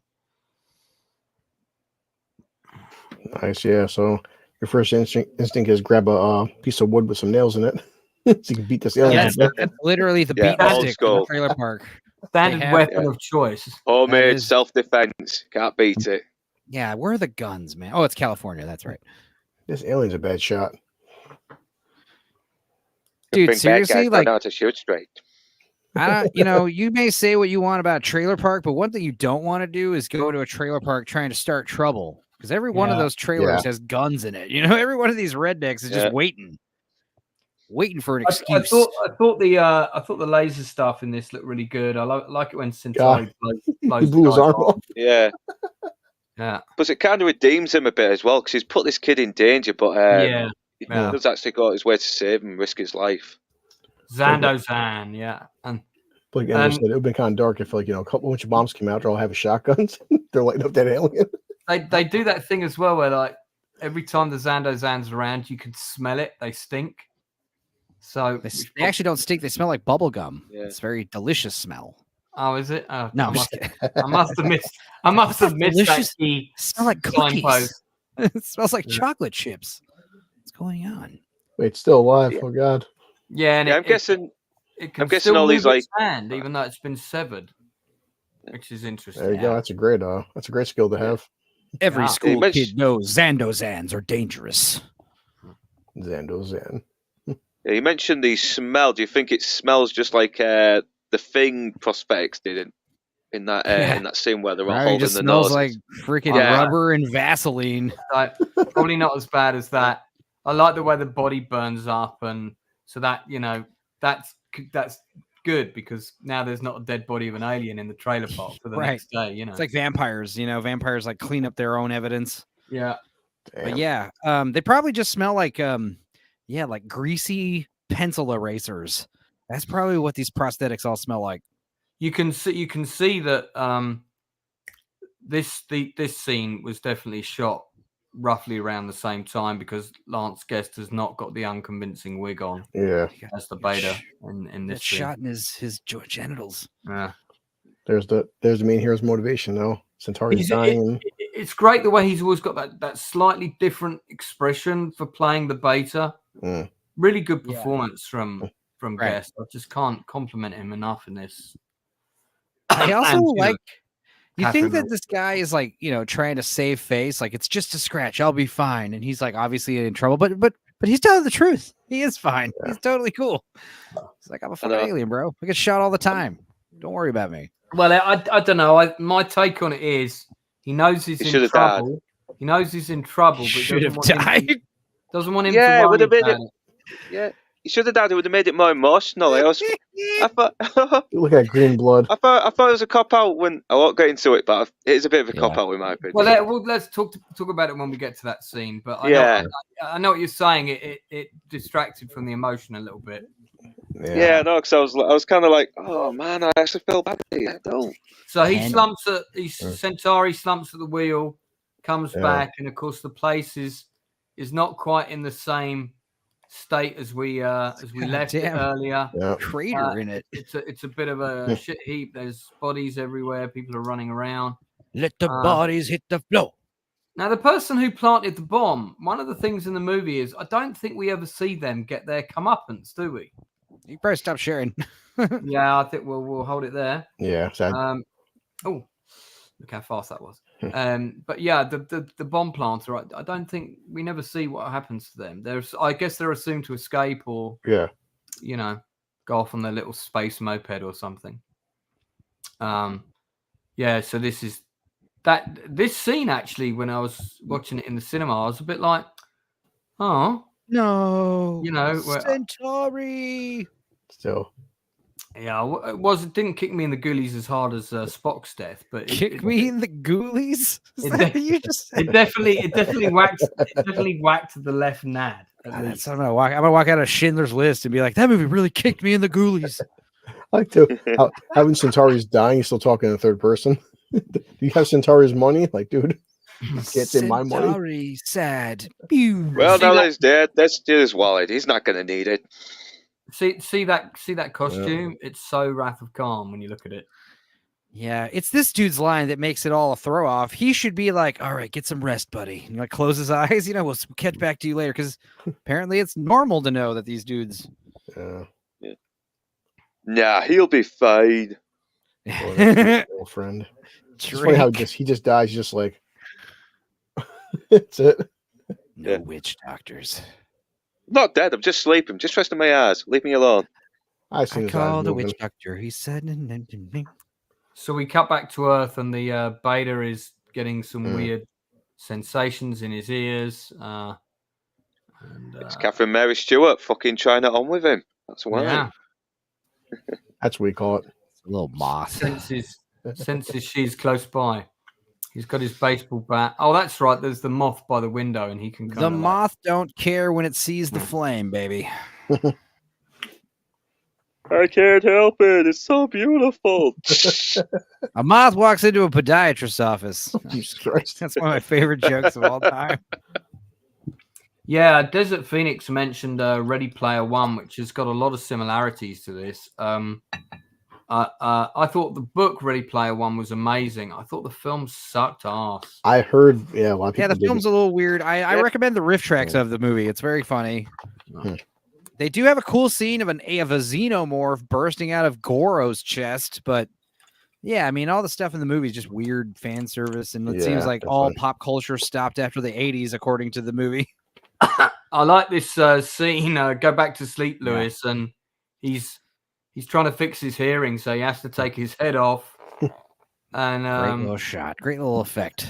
Yeah, it's well done. I mean, obviously they put Lance Guest in the some kind of thing he could sit underneath, but it's really well done. Really the other guy obviously has his head like laying on the table out of frame. Yeah.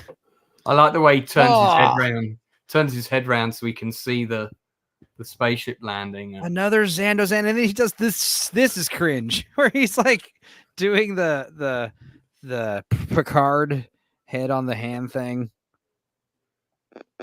That poor kid. They woke up like, what the hell am I seeing? This is one freaky dream. My brother's head came off. Is on a desk. Stop reading those Playboys. They're messing up my sleep schedule.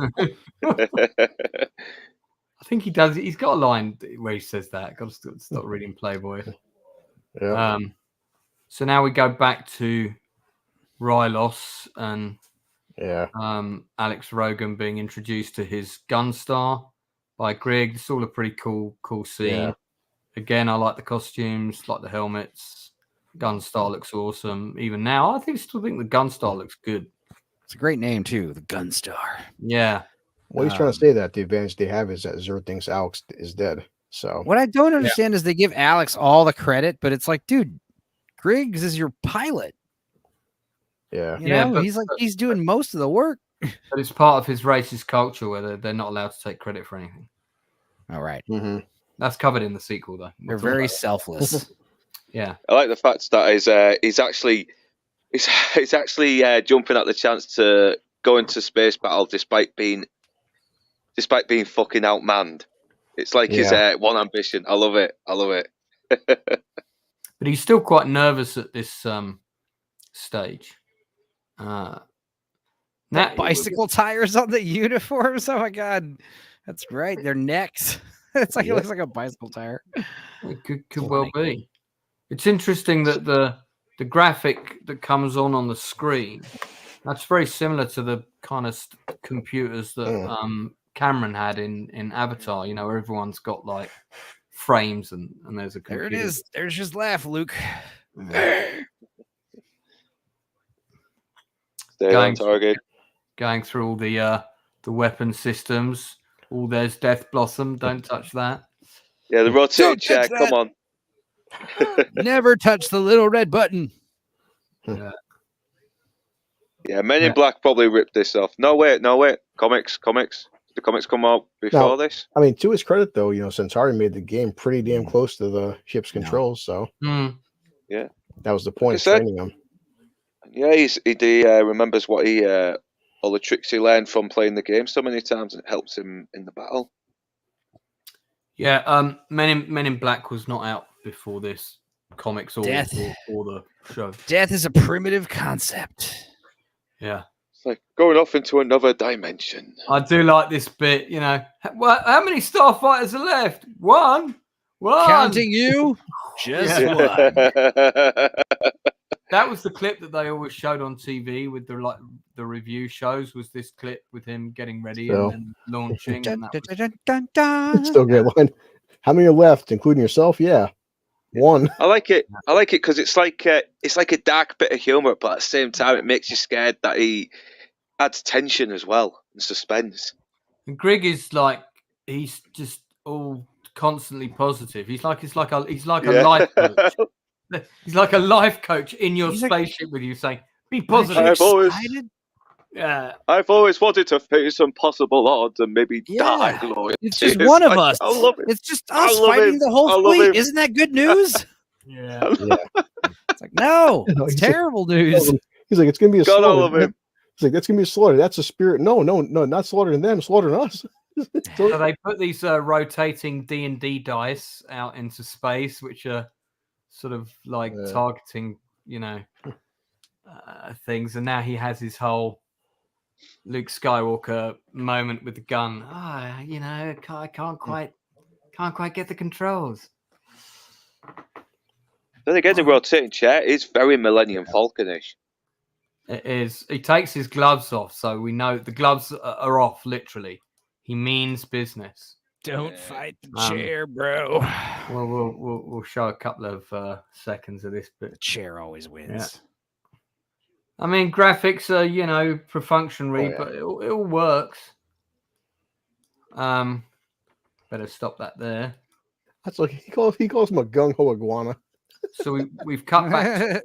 We've cut back to Earth, and beta unit in bad wig now. Smells that delicious cotton candy smell the Zandozans give off.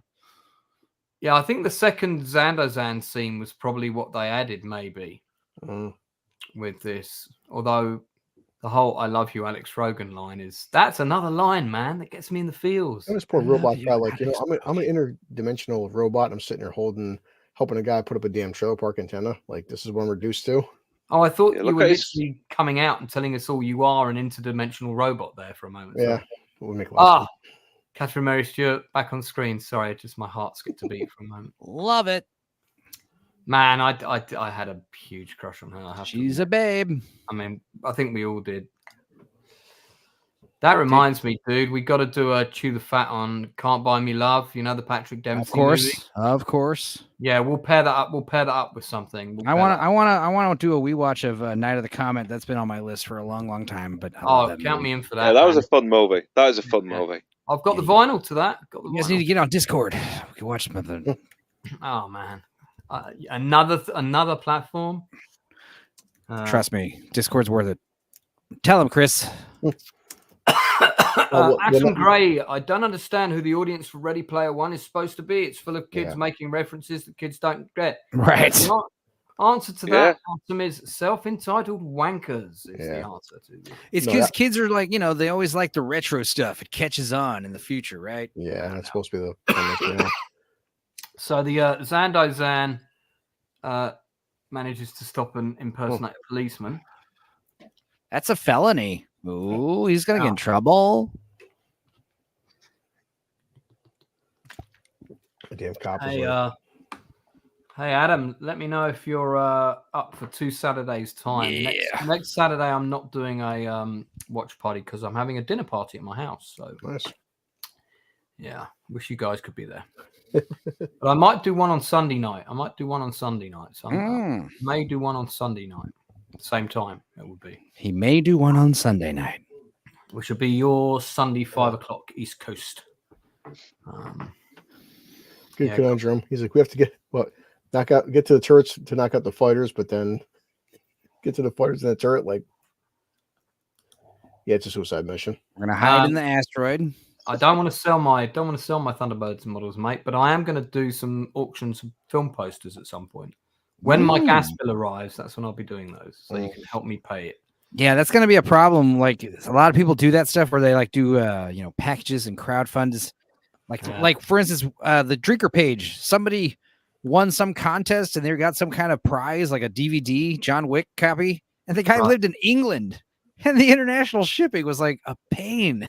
So this is the first battle sequence in the film in space, anyway, and and he's kind of goes through the whole.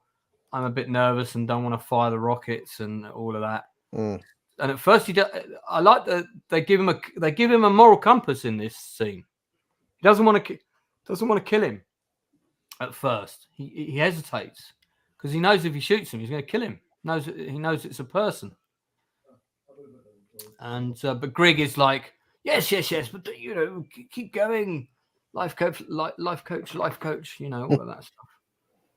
Atom, just drop me a message on Facebook, buddy. If you're not my friends list already, or Twitter. Twitter's just as good, mate. And considering the time, very good, very well choreographed battle sequence. These poor animators were working their asses off back in the 80s. This wasn't easy considering it's 1983. Dude, if you guys saw the computer they used for this, it's like it's like 6 feet tall. You know what I mean? My friend who watched this recently, who is a computer programmer, he saw it for the first time. He was staying with me before Christmas, and he loved it, and he couldn't believe how good the graphics were for the time. They were way ahead of their time, these effects. Because Babylon 5 had not come out yet. Don't forget this was the 80s. And Babylon 5, I think, debuted, in 92, I want to say. And you figure Star Wars, for most part, Lucas kept using just like models. He wasn't using like a lot of computer effects for all the TIE fighters and ATSTs were just models and stuff that were used. It wasn't CG. Even the Rancor, that was a puppet. Yeah, it was like very small, but they superimposed it on a projector, didn't they, to make it look really fucking large. Now we got that this Griggs little speech here. Yeah, I just love this scene, man. Yeah. I'll just take you back home to Earth, have a nice little life and everything. You'll be fine until they reach your planet. It's that I think that line where he says that is until Kodan reach Earth. I think that's the kind of turning point for Alex Rogan. At that point, he thinks, well, if they're coming anyway, maybe there is a starfighter left. It's the whole soldier of war. Where it's like this isn't my war. Like, well, no, it is your war. This is this is everybody's war. So you keep telling yourself that you can go back and go to your planet. No, you can't, dude. I love Lance Guest in this scene with the truck. Oh, yeah, he's like, and again, you can tell he's wearing the wig of Doom, the dead. Like Vex's dead cat on there. He's so awkward too.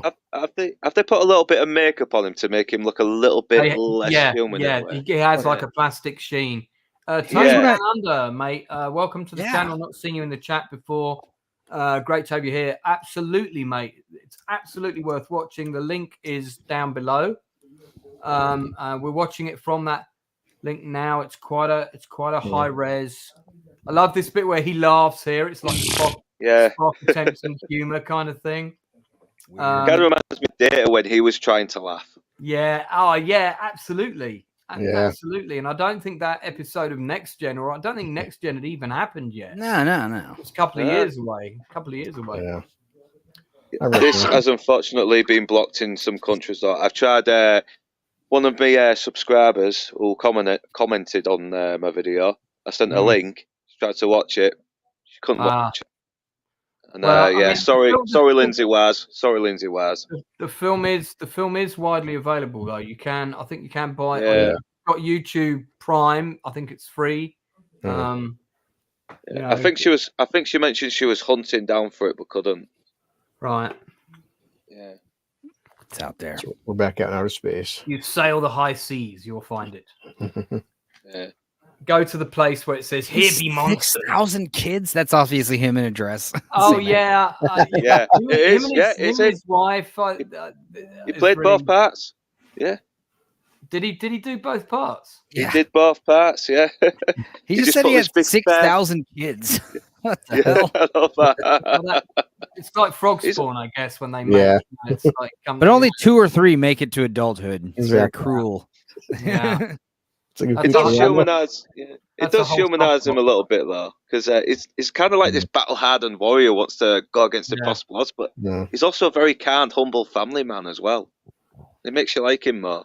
Yeah, he's not expecting to go home, is he? Though, really, he's sort of accepted this is his destiny, kind of thing. Yeah, it's probably like the Klingons, isn't he? Like to die in battle is the most glorious thing and honorable thing that your kids should aspire to. Oh man, he didn't tell Alex that. This is a great shot of the computers in action. Yeah. There you go. Griggs is like, I can't wait to die gloriously in battle. And he's like, when's that going to be? That's not going to be when I'm with you, is it? Oh, no. It'll be fine. So that line is coming up. Maybe there is a Starfighter left. I love it. Just love that line. Yeah, it's funny how like Alex is talking to him about this little game that humans play called hide and seek. Like that may help him out later on. Yeah. Talking about attacking them from the rear and blah, blah, blah, blah, blah. Beep, beep. And, it's always better from behind. But then there's a patrol. Sentinels. God, these two really do have good chemistry, though. They really do. Great chemistry. Great chemistry. But they all do. All the cast do. I mean, I saw a little bit of the featurette, and they all wanted to get this film made. They were really passionate about it. No actor was like, oh, I'm so above this. I should have been doing this, which is much more of a tour de force. But no, they really wanted to get this film made. They believed in it. That's cool too. Seeing Alex like the chair go back up and everything, and just you really, I can imagine being in a theater as a kid, like 5, 6 years old. This would have really had you engaged at the time, man. Like, I keep forgetting that Lance Guest was in Jaws: The Revenge. He has done some video. He's done some interviews. He gets killed at the Michael, beginning. Didn't he? Yeah, Yeah. I thought he played Michael at the beginning. I thought he played Michael. Oh No. shit! Yeah, he's done an interview on Be More Super's channel. Guy called Brian Garner. And it's I'd love to interview Lance Guest. I really would, but he seems like a nice guy. He really does. Yeah. He's not massively keen on interviews, from what I hear. But he's done it looks like he did a couple in lockdown. Basically, he did a couple 2 years ago. So that's kind of coming out of lockdown, sort of thing. 2021.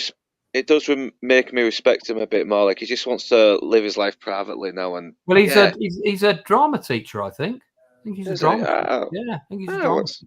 Nice little quiet job, and he gets to do what he likes, but at the same time getting paid to do something. Hey kids, do you want to watch the movie I made? Check out my first casting. Yeah. Good little promotion as well. Get those royalty checks in. All right, what's going on underneath that blanket? Yeah. So he did something wrong. What are we talking here? Wrong hole, or sounds like all my ex-girlfriends. Yeah. Wrong hole.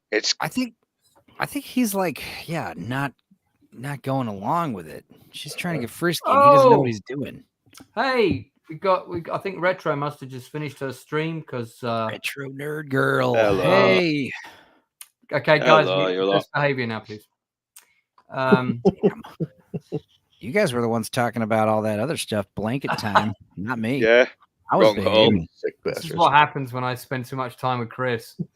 So this scene is I love this scene because it's really cool because he watches what Peter Nelson's character is doing, and then he starts repeating the words, and she's like, at first she thinks it's cute and he's being Totally nice, my Juliet. and then he kind of like Ruins messes it. he messes it up. Says the wrong thing, and she's like, "What?" He's The so other girls funny in it mean as well. nothing He to is. me. The other girls meant nothing.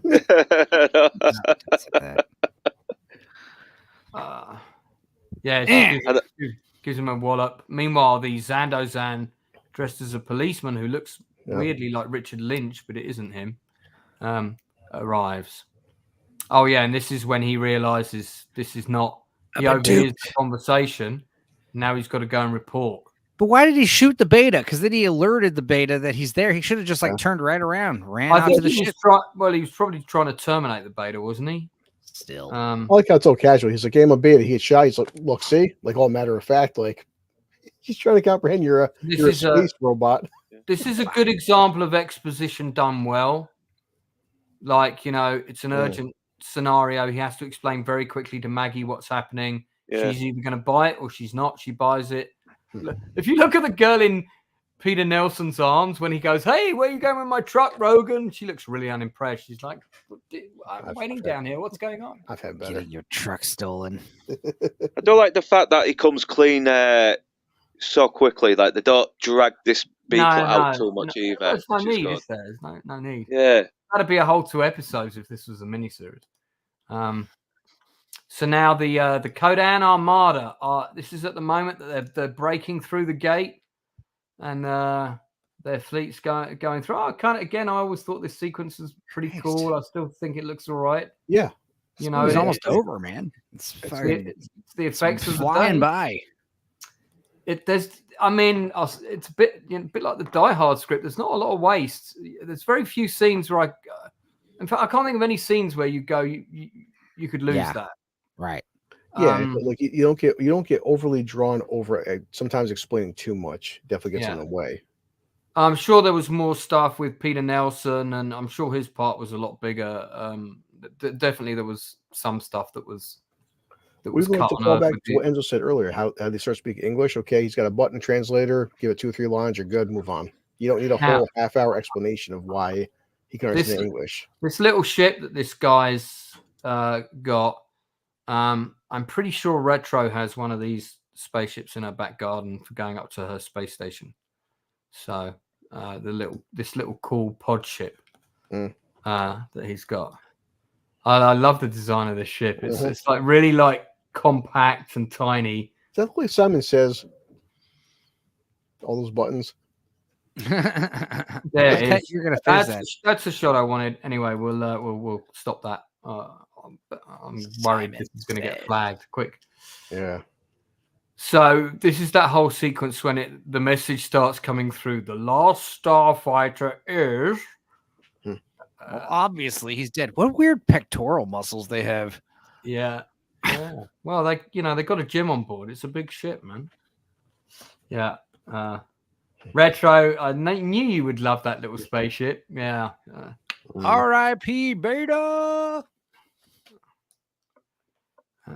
The Last Starfighter. The Last Starfighter is really handsome. Guys, if anybody wants to tune in, we are currently on 1 hour and 17 minutes and 30 seconds. So the truck has just been driven into. Again, this space shot, this wide shot here at Atlantic, and just really impressive for the time. It's good. Very good. Show all the ships and everything in space, like it's man. Yeah. The perspective is really nice. Definitely. This really reminded me of the scene in Empire Strikes Back where they're hiding in the asteroid and the ships are going and bombing them. Now you've got the Kodan kind of mothership. It's command ship, I think it's called in the movie. The command ship's coming over the top. So they're gonna attack that first, take out the communications array. That means that their fleet won't be able to attack and coordinate. That could almost be the photograph from Back to the Future with Marty and his family, couldn't it? Oh, one of the best lines in the film when she turns into camera, looks up at the stars and goes, "Love you, Alex Rogan." It's like the force is connecting them. Yeah, it's a beautiful moment, man. The music, her hair's flowing, there's flames behind her. It's so romantic. I love it. I remember that used to get my heart going, and that's the power of love. It can transcend. I've got to space. save the girl from my school from the alien invasion. I hope it comes next week. You know.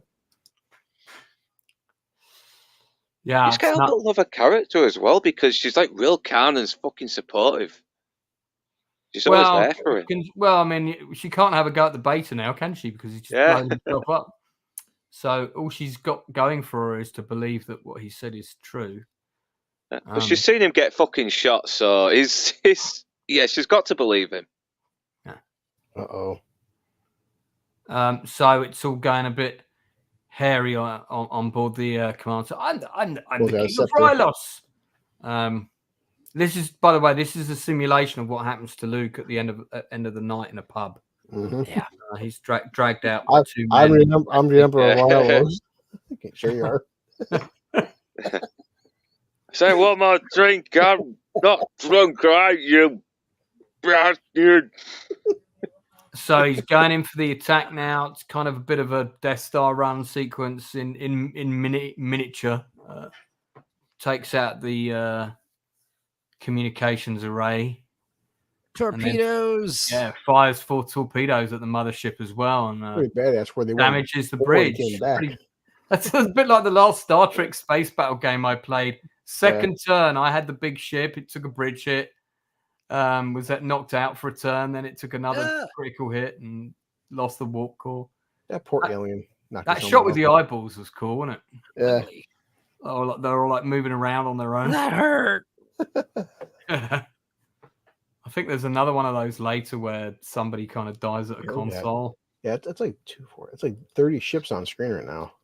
Yeah, I'm gonna see if I get a shot of that. This is when the commander says we've lost comms. Like that's a good shot. Come on.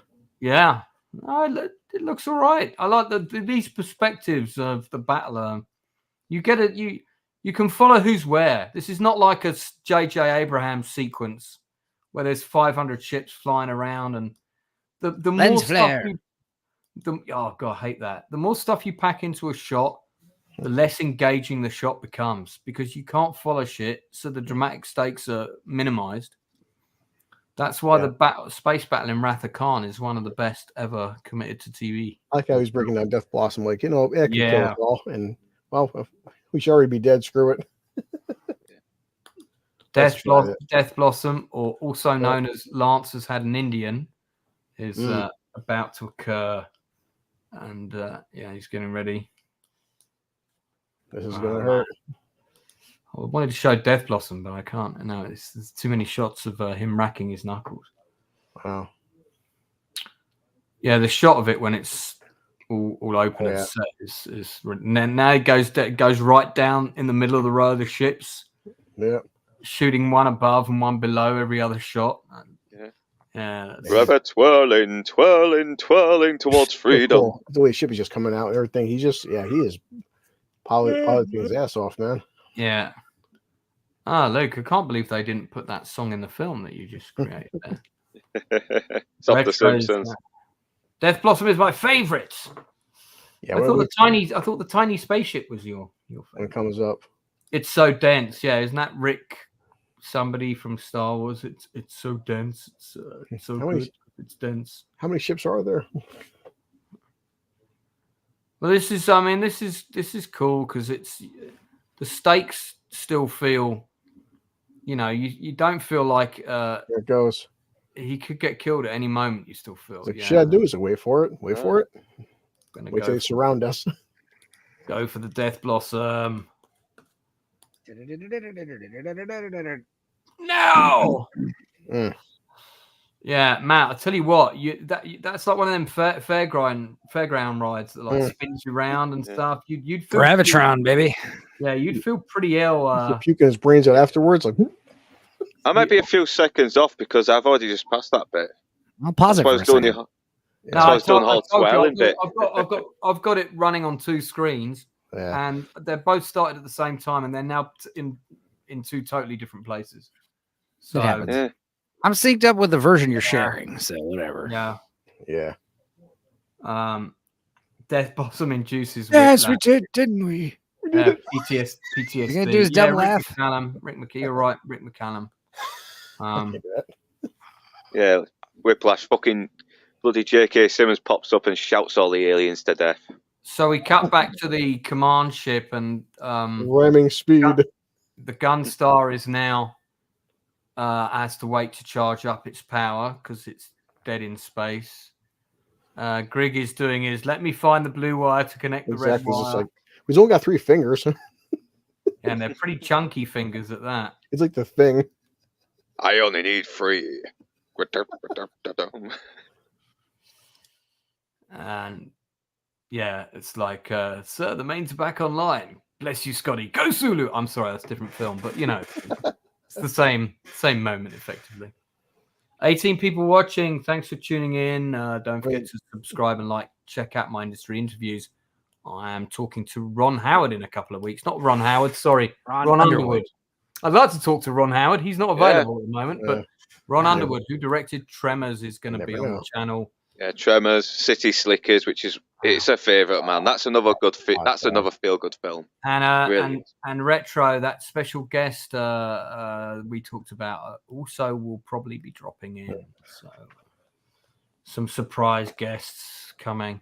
Make sure you have some super chats ready for that stream because these poor guys, guidance systems are out. Divert, we're all screwed. Yeah. See, I thought these guys were going to end up betraying the big bad, and being like good guys, like they were actually like being bad guys against their will. We die.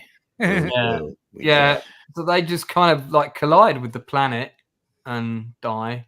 Perspective was a little off on that moon, or that moon was very tiny. That's a tiny moon. Yeah, that's right. They collide with the moon, not that. Yeah, they just hit the moon and just exploded after hitting it. The ship was like only like the planet. That moon was only twice as big as the ship. We got to show this bit. Let me get this up on screen. So this is when the ship lands, and there was that kind of nice forced perspective shot with all the matte painting. Yeah, matte painting, but it was well done though. Yeah, definitely. That looks like they borrowed those helmets from Star Crash. Yeah, you're gonna love the after party, Alex. We're gonna rage. Yeah. Hey, Alex, you ever tried space drugs? We've got good Earth shit, drugs. Our space drugs are light years ahead of yours. Yeah, of course we all see it coming, but you have no help from an old friend. We don't see this coming. It comes out of nowhere. No, once he says old friend, it's like, well, so far who else is in the film besides his old friend? Right, but how the hell is he alive? And why did y'all act like he died? Like, why did Griggs close his eyes and say, "I'll see you in the next dimension, friend"? I mean, I listen. I did get like an uplifting vibe, teenage me, but then we're glad he's alive. Don't get me wrong. No, yeah, me too. But I think I've got to agree with Luke to some degree. I think it kind of ruined it, cheapened the stakes a little earlier. Yeah, but interested to hear people's opinions in the chat. Do you think? So that's the shot I wanted people to see. Yeah, Centauri. That's a great shot. Stop sharing. Yeah. Whoa, so well done. I guess this movie's allowed on YouTube at this point. Yeah, you never know though. I've seen double standards where they'll let somebody do it, but then flag you for doing it. So some people pay for licensing to show it on their YouTube channel. You never know. Do you think Centauri should come back? People in the chat, there's 17 people watching. Let's hear your opinions on that. Well, you know how the president's sideburns literally connect with his eyebrows, like they go all the way up his face. Alex lets out a big sigh when he gets hit with the hey. So now you've got to rebuild the Armada. There's other battles to fight, and this is just the beginning.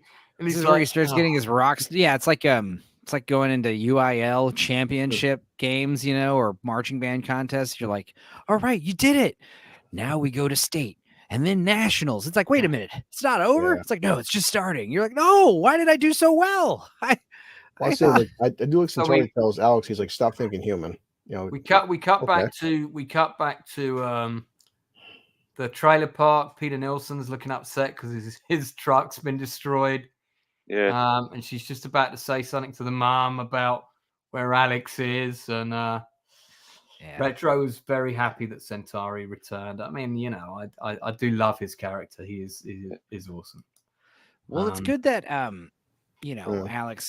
Alex and company, present company, decide to leave at the end because they are going to get in trouble for destroying their friend's truck. You know, he did say, "Hey, Yeah, just leg don't it before smash he put his picks of Yeah. fight. cops are like looking I for like- him right now." I like Lewis when Lewis opens the window. Goes, oh my god! When the ship's landing, he just jumps up. Whoa! It's like what Enzo said. Part of me being pessimistic is you see an alien ship, everybody's trailer park would have been shooting at. They would have lit Yeah. this thing up. Of course, the little kid's like, "Oh look, we're happy. There's aliens landing." No reality, we would Yay! have No, Yeah. no. When the aliens land, you retreat to the cellar. And it's just like I mean, these wait it days, out. that would have been like, you know, shotguns and Mac 10s blasting away. It would throw grenades. Speaking At of him. shotguns, an old lady actually nearly bloody blows Grig away with a shotgun. Rightfully when she so. sees it. Rightfully so. Yeah. I don't know if you noticed in that shot, but where Otis is going Maggie, and trying to stop her from approaching the ship, part of the set blows off the caravan. There's a section of fitting and it falls off. I don't think that was intentional, but they kept it in. It's quite Yeah. good. Let's really get the drama here because Alex now he gets what he wanted. He gets to a chance to Yeah. move home, rebuild an empire, but also the drama is okay, if you go out to space, you're probably not going to come back for 30, 40 years, if ever. I So- tell you what, the bit where they reunite, where he steps off the platform, man. It's emotional. It's very emotional. I Not gonna lie. because you know this is where you see how in love they are with each other, and I really like that. Plus, I kind of miss it too, so I'm feeling sad. But I think time wise right now has he been gone a day, a week? Has it been 6 months? We don't know. Yeah, well, I guess there could have been 8 films that happened in the space of this. This could be the end of the 10th movie, you know. Yeah, I like the hesitation. Is it the real you? And he says, "Well, let me go." Imagine was Castaway though. Alex, you've been gone for a decade. Yeah. Are we That's all. remarried? Yeah. Are we married? Had That's 3 the other thing. It's like you probably knew there was something wrong with the beta because the way he was kissing. You got like Granny's got a shotgun. Oh my God! I finally figured out who this lady is. The larger lady in the front, Mrs. Boone. Yeah, she was in Merlin's Magical Shop of Wonders. She's Mrs. Merlin. Holy shit! There you go. I'm not familiar with Merlin's Magic Shop of Wonderful. If you're a Mystery Wonderful Science Theater fan like I am, you are. Gosh, She's also in that's From wild, Beyond and Reanimator and Fatal Instinct. A few other good ones. Big Top Pee-wee. I've seen Reanimator. Like everybody said, Okay.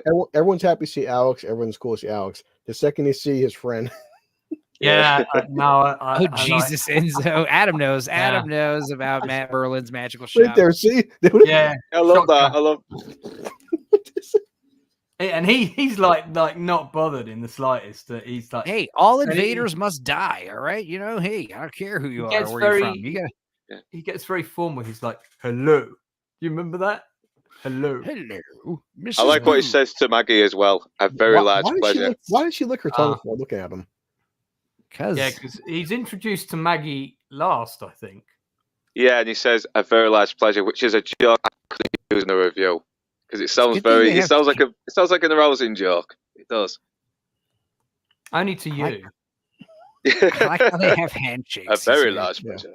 Yeah, Atom Gray, I've been saying Yeah. this all stream, man. Thank you for putting the words there. Yeah. The kid just grabs his gun, Yeah. just grabs a guy's strangest utility belt, like The kid does yeah. he does like the Nazi, you know, the Yeah. And what, this is like, Third Reich Empire. Fist. It's very important that he has a fist closed. Yeah. Space. Holy shit, R2, you are? Like- Damn. I do like how Grig is very charming as well. He shows Yeah. that he's very charming and very affable to everyone. Now, I'm glad I blew R2's mind and Adam's mind with that it's almost Merlin like what shot. Greg was Okay. saying, like to his mom, like, hey, so it's just a stupid video game, but be proud of your kid to save the freaking universe. They Yeah. really cast Barbara Bassoon well, because I mean you could believe she's Catherine Mary Stewart's mum quite easily. There, I think. Lance's mom. Alex's mom. Yeah.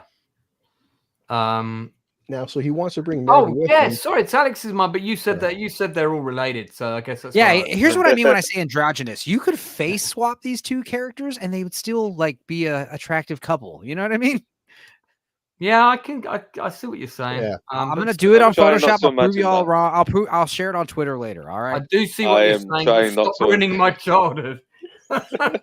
No, but yeah, this is definitely a kid's kind of way of looking at the world. Hey, come with me, Maggie. Where? To outer space for the next 50 years? Like, Kids wait, are what? dumb. Yeah. So I got to put this to a question in the chat. So, chat, if the person you're deeply in love with, doesn't have to be your partner, it can be somebody else, and you're in this scenario, and they've gone missing, they come back down from the spaceship. Hey, I've been in this really cool war and shit, but you got to come with me.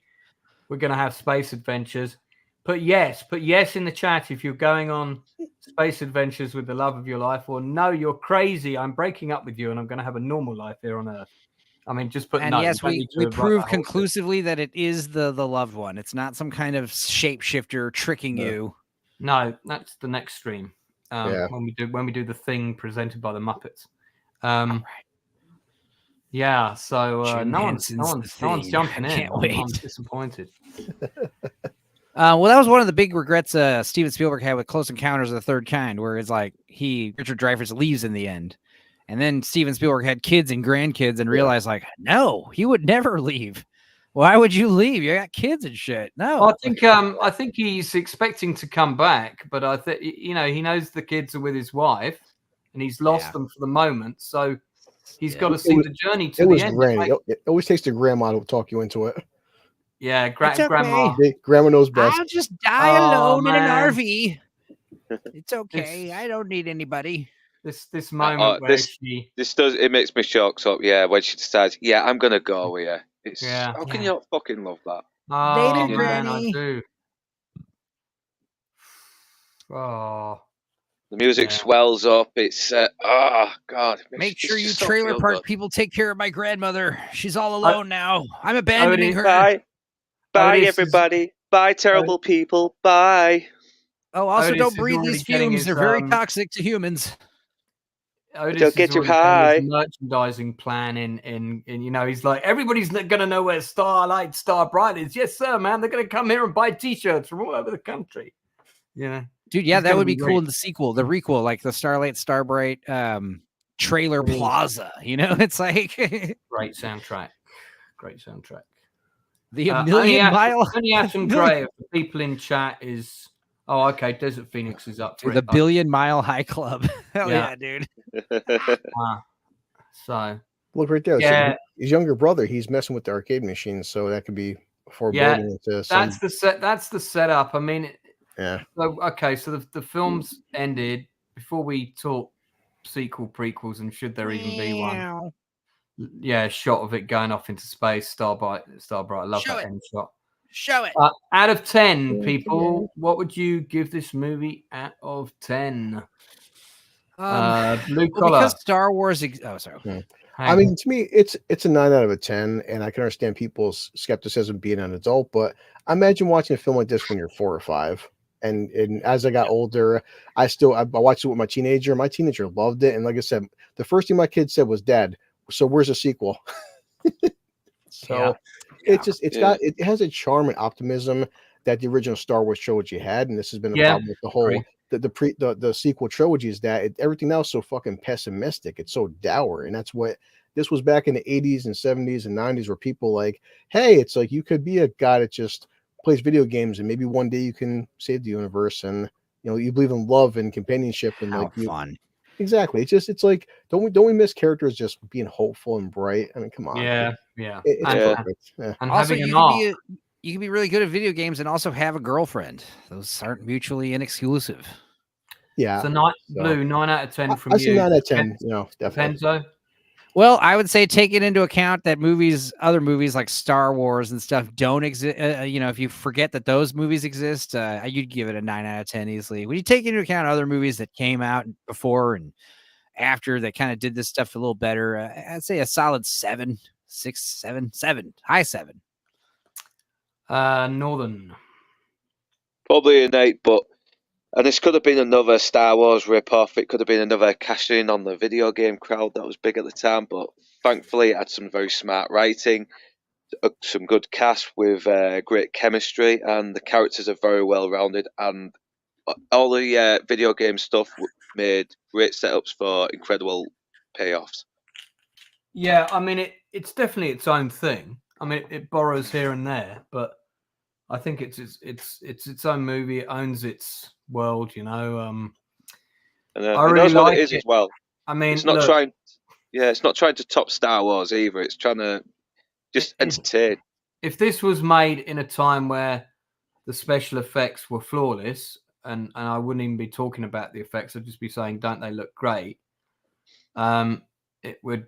I guess I'd probably give it a solid 8 out of 10. Maybe the effects date it. I personally don't mind them, so Yeah, I'm not going to knock that it they down didn't. to 7, but I get why some people would. Yeah, I'm glad they didn't. Redo the effects for the latest releases. They kept it just the same because it's like a time capsule. Yeah. Now look at this. At the end of the movie, and I remember this in the cinema, last title credit, video game available from Atari Inc. Lies. No. Because it was available by the time the film came out. But it wasn't available prior to the films. But it also wasn't the game from the movie. That was like the huge bummer. It's like, why? It's still not too late to make this game, like exactly the way it is in the movie. Like, yeah, just like a fun little low polygon 3D little shooter game.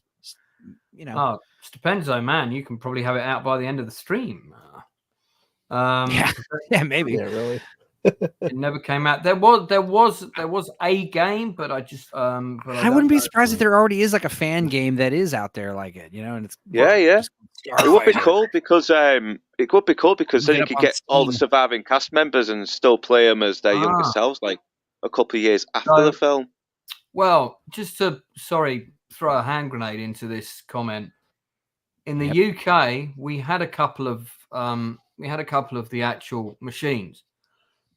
Last Starfighter machines, and they were, from what I remember, they were only in 2 places. There was one in an arcade in central London, and there was one somewhere else nearer me, and the game looked pretty similar to the one in the film, but it wasn't quite the same. And I don't know if they were demos or what they were, but it was all tied in to do with the movie because there was a big song and dance about it. But they weren't around for very long, and I never saw them again. So maybe they were real. And, Centauri put them there, and some people found them, and now they're in space fighting battles. Who knows? I like to think that might be true. So let's talk about what might be happening. Well, here's an interesting thing. Matt Alsop, who is part of the gang of us that all kind of started making movies when shit went digital. Matt went into doing concept art. He did a load of stuff for my friend Simon for his film Invasion Planet Earth. He was commissioned to do a load of concept art for a reworking of a new Starfighter reboot. This is some of the stuff that he does. Matt Alsop is great, but I suspect AI is going to be putting him out of a job pretty soon. That you can find this stuff online. It's on Matt Alsop's website. He did the concept for Godzilla, for Rogue One, a whole ton of stuff. So now that's interesting, Professor R2. So maybe a couple of prototype machines got sent to England, and that's what I saw as a kid being played. I don't know. And then there could have been a couple of dummy ones. Maybe they didn't work very well, like the ET game. Who on the panel wants to see a sequel or a reboot of this? Oh, definitely. It's done well, of course. Sure, why not? I mean, you've already remade and ruined every other franchise. You know, why don't you do the one that we want sequels and remakes to? You know? Yeah, I would be up for a sequel if it was maybe in a video game or comic or a straight to streaming animated DVD where you can still get the remaining surviving actors and still play their younger parts. That's set maybe a couple of years after the first Starfighter, maybe. Yeah. What I Well, definitely don't want a damn mini series. You know they'll do that. They'll bring it No, back and I it'll be a think, Disney I Plus think, show. It's like, oh god. I think a movie, or you could do 2 movies if you had a big story and you wanted to, you know, do a 2-parter movie, but definitely make it for the cinema.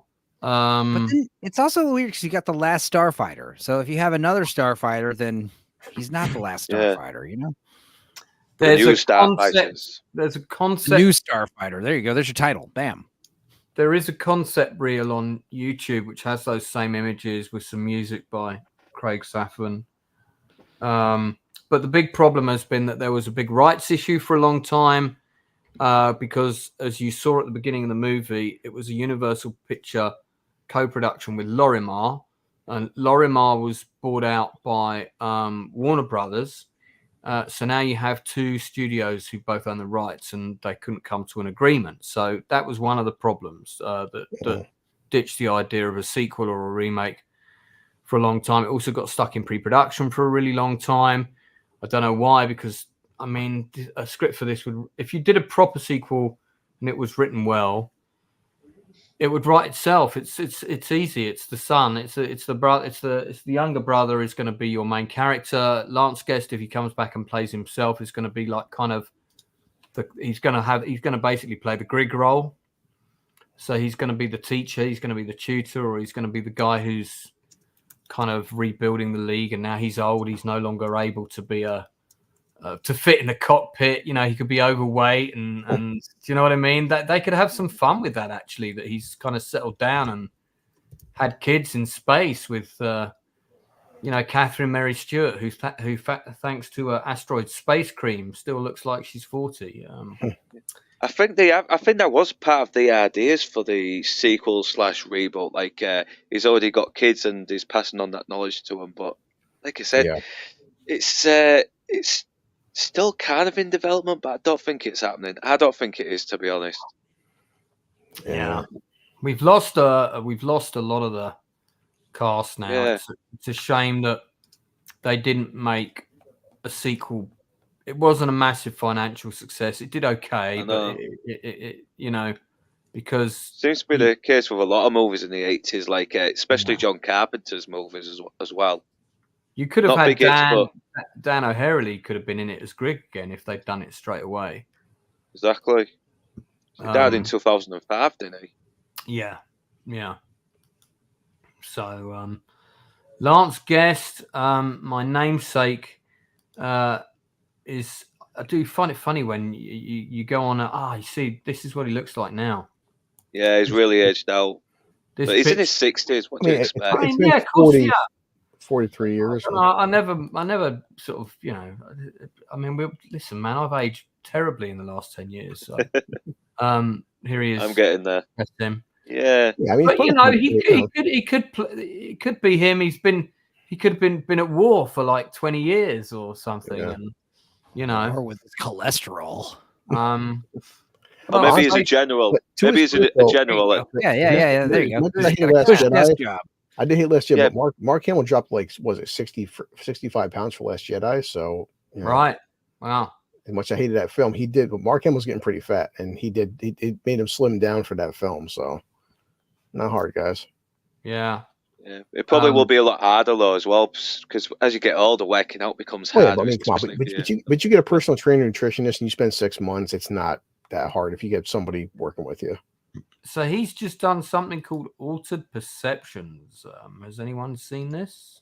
No, I've never heard of it. A Georges Emir film. So can't really tell you much about it. Has anyone seen it? If so, let us know. Professor R2 would. No remake, a well done sequel could be fun.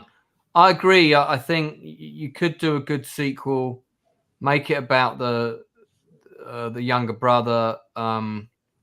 You know, they could have only been away for 2 years, but of course time is different, and now he's really old. He's come back 2 years later, and his brother's only a teenager. Maybe his brother's a troubled teenager, and that's why he's come back to get him to make him join the Star League. Maybe his brother doesn't want to join the Star League, and there's a whole arc of conflict there, and eventually he redeems himself in battle somehow. That could be.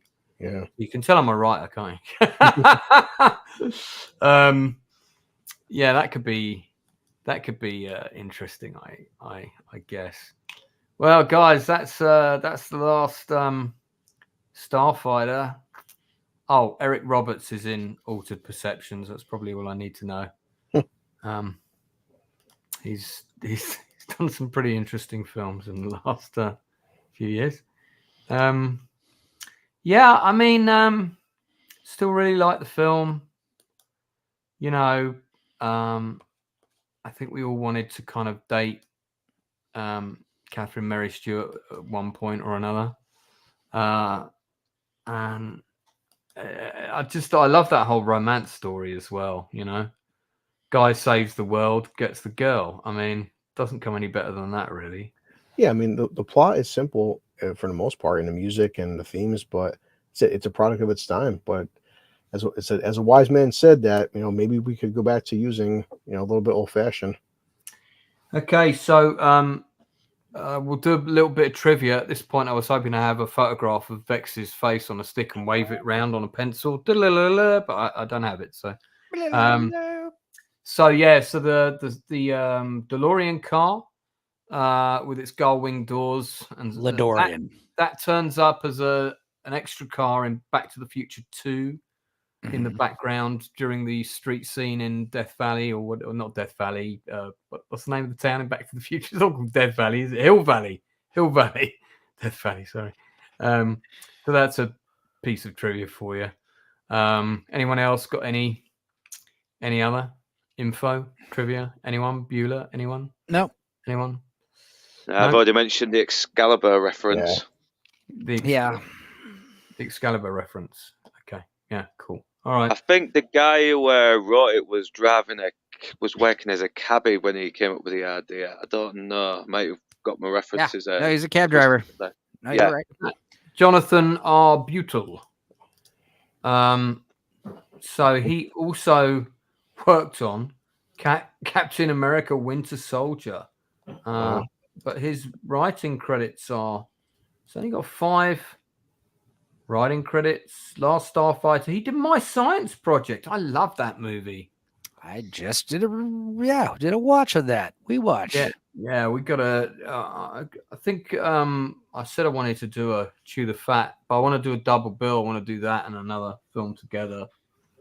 Maybe The Misfits of Science, which came out around the same time, which was a pilot, but really wasn't very good. But yeah, Freddy's Nightmares, Theodore Rex. He wrote Theodore Rex. Do you remember that?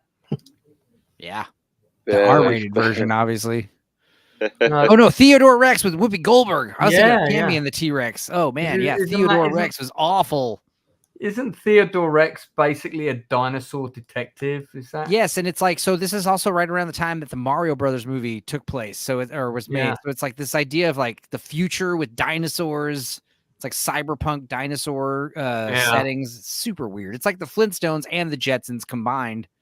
Had a baby. And laid an egg.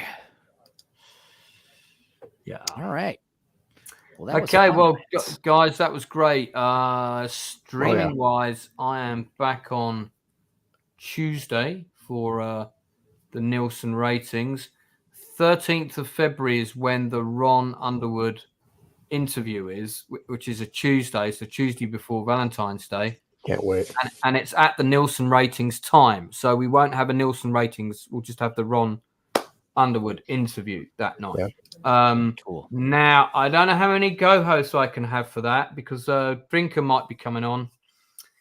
Shit. because I have some favors to pay back him. But any of my regular collaborators, you put a question in the chat, it will be asked. You don't need to pay for a super chat.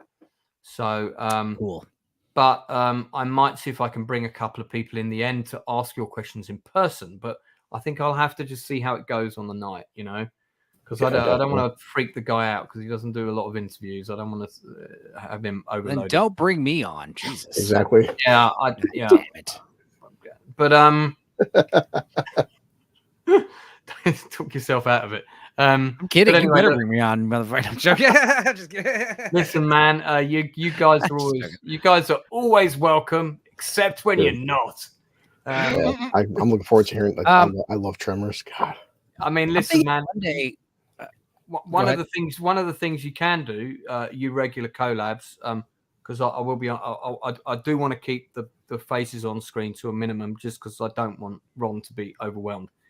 What you can also do is you could record a little video saying, "Hey Ron, I'm blah blah. I love Tremors. Can you answer this question?" And if you send me those videos in advance, I'll play them to him during the stream. So let me know if you want to record something like that. That's another way I can have you pop up on it. It should be good. Should be good fun. I hope you're not talking. No, Professor Artie must be talking about Theodore Rex, not Tremors. Yeah, Whoopi's best work. So Nielsen ratings on Tuesday. I don't think I've got any other interviews or anything next week currently. Let me just double check. I'm saying that. No, I think I've kept it pretty free because we've got the Masters of the Air watch party on Friday the 26th. And let me know if anybody is up for that. I'm going to watch that live, both episodes. There are 2 dropping. That one will be a bit more. There won't be quite so much chat happening because I'll be watching it for the first time. But I do want to live stream when I watch it. And then on Sunday, the 28th, I'm doing a Masters of the Air discussion and review. So I'd like some people on for that. So if you can come on for that, that would be great. And we'll be getting into that sort of a little bit earlier than normal. I've got it scheduled for 7 o'clock at the moment, which is 2 p.m. East Coast. Groovy. So if you guys can make that, that'd be great. All right. Stupenzo, what you got coming up, buddy? Well, Monday, I'm thinking this Monday, Tales with Dorkside, I think I'm going to do another English breakfast at like 2 p.m., 3 p.m. my time. So, Lance, if you want to pop on, if you're awake. Hang on. What time is that my time? So it's going to be probably like 9 p.m. Luke's time. So if you're just 5 hours ahead of me, then that's it'll be 7 p.m. It'll be about the same time you're talking about your last show you were doing. 7 p.m. your time, about 2 p.m. my time. So yeah. Sorry, what time my time again? I'm thinking 7. I'm not around that time. Okay. So yeah. I'll do another early one because I got a lot of overseas buddies who haven't been on in a while. Yeah. And obviously, it's a good way to phase toxic out. No, I'm just joking. I'm just kidding. It's not. I'm just kidding. Where's he been anyway? I haven't seen him much. He's probably working right now. No, he's warming up because we have to do. We're about to do a live stream after this. Actually, a couple hours. Yeah, and then also Wednesday, I'll have me and Chris did a watch of Man's Best Friend. So, but also, guys, if you haven't, check out, please watch my Norm video. I'm trying to get my views up, even if you think it's dumb and you don't think it's funny, tell me what's wrong with it and what I could improve on it. If it's funny, I'll share it. I'll share it for you. Show me I'm not wasting my goddamn time making these videos. Benzo, drop the link for me, mate, in the private chat, and I'll copy and paste it and put it in the chat right now. Appreciate and apologies that I haven't. Apologies that I haven't watched it. I understand my videos are like 50 minutes long, and you can't really watch them passively. Well, it's not just that, but I'm on a script deadline. That's why I'm actually I'm glad I haven't got loads of streams planned next week. See, it's easy for me to watch all y'all's videos because a lot of y'all's videos are like 10 minutes long tops. So it's like, cool. Easy. I hardly do any videos, so I need to do more videos. But all right. Adam Gray, Whoopi's best work. I have to disagree. Jumping Jack Flash is. Ted Danson, baby. I like Jumping Jack Flash. I think it's a good film. What is my favorite Whoopi movie? I do like I like the first Sister Act, but I wouldn't say that's her best movie. It's probably her. Jack, It's probably her funniest movie, I think. Yeah. Jumpin' Jack Flash is pretty great, but I feel like I'm forgetting one. Oh, like Yeah. Karina, or one of her drama movies. Those are good. She's in a few of those. Color Purple, that's her best movie. What am I saying? Why am I even talking? Color Yeah. Purple, that's her best movie. Period. Has anybody No. seen the The remake? musical. I'm gonna try to watch it this weekend so we can talk about it Monday. I'm also gonna try to finish Monarch so we can talk about that Monday. Start watching it. And I also need to watch all of Arcane because I think we're going to start talking about that on Diabolical Souls channel starting this Thursday. I was hoping we'd have another week off so I could do another week of karaoke, but I might. I don't know. Topics for Tuesday. I've watched The Boys in the Boat, which I think. Oh yeah, I'll check it out. Check it out. I quite liked it. Be interested to know what you guys. I can update the thumbnail for you too. I'm watching season 2 of The Traitors, which is a lot of fun. I guess you guys have probably heard about that show. It's a massive hit. Yeah. Where people are trying to kill each other off and get like most of the money. There's a couple of other things. I've been watching on some of the new Netflix releases. I watched the last episode of Reacher, so I guess we can do a bit of a Reacher chat. Yeah, me and Wes did a actually live reaction video, which thank you Amazon for not blocking my shit. I'm happy. So again, guys, those people that are still in the chat, if you've come on a bit late, do have a crowdfunder that's currently up and running. We talk about it at the beginning of the stream. I won't go through it again all now, but I have dropped the link in. Please watch the video. And if you can chuck us over a couple of bucks, we would appreciate it. Or at the very least, just do a share or a post about it. That's more than enough help. Yeah. Because I know that we're all feeling the pinch at the moment. And by that, I don't just mean Stupenzo's getting frisky. Wow. Northern, did you plug? Did you plug stuff? Yeah. What? Yeah. Apart from your fundraiser for your play. Oh well, I've just. At the moment, I'm still trying to decide what video to do. I might do one discussing the latest trailer to the Indiana Jones game. Just do a TikTok of you trying to get out the pub. That'll get millions of views, and you'll be a million. Oh yeah, definitely. Okay, well that's about it from us, guys. I don't have an outro video yet, even though Stupenza keeps promising he's going to drop me. Oh no, yeah. I mean, just tell me what you want for it. And each should I just make a generic out? No, I did tell you what. I did tell you what I wanted. I'll get into it. Oh right, you wanted like all the special thanks and credits and stuff. I remember. It was kind of like that, but more sophisticated. Okay, all right. Thanks for everyone popping in. Been loads of people. Great to see you. Nice, cool group of regulars on the chat. So really do appreciate it. Please support my guest channels. If you're not subscribed to them already, do check them out. They've all got interesting content. You can always watch Chris consume alcohol. Only half a bottle for this stream. Oh my god! Damn, man, I'm worried about this guy. It's 35%. I have to go see ISS right now. So by the time we get to this time next year, Chris is actually going to look older than me. So come back and watch this video, and you're.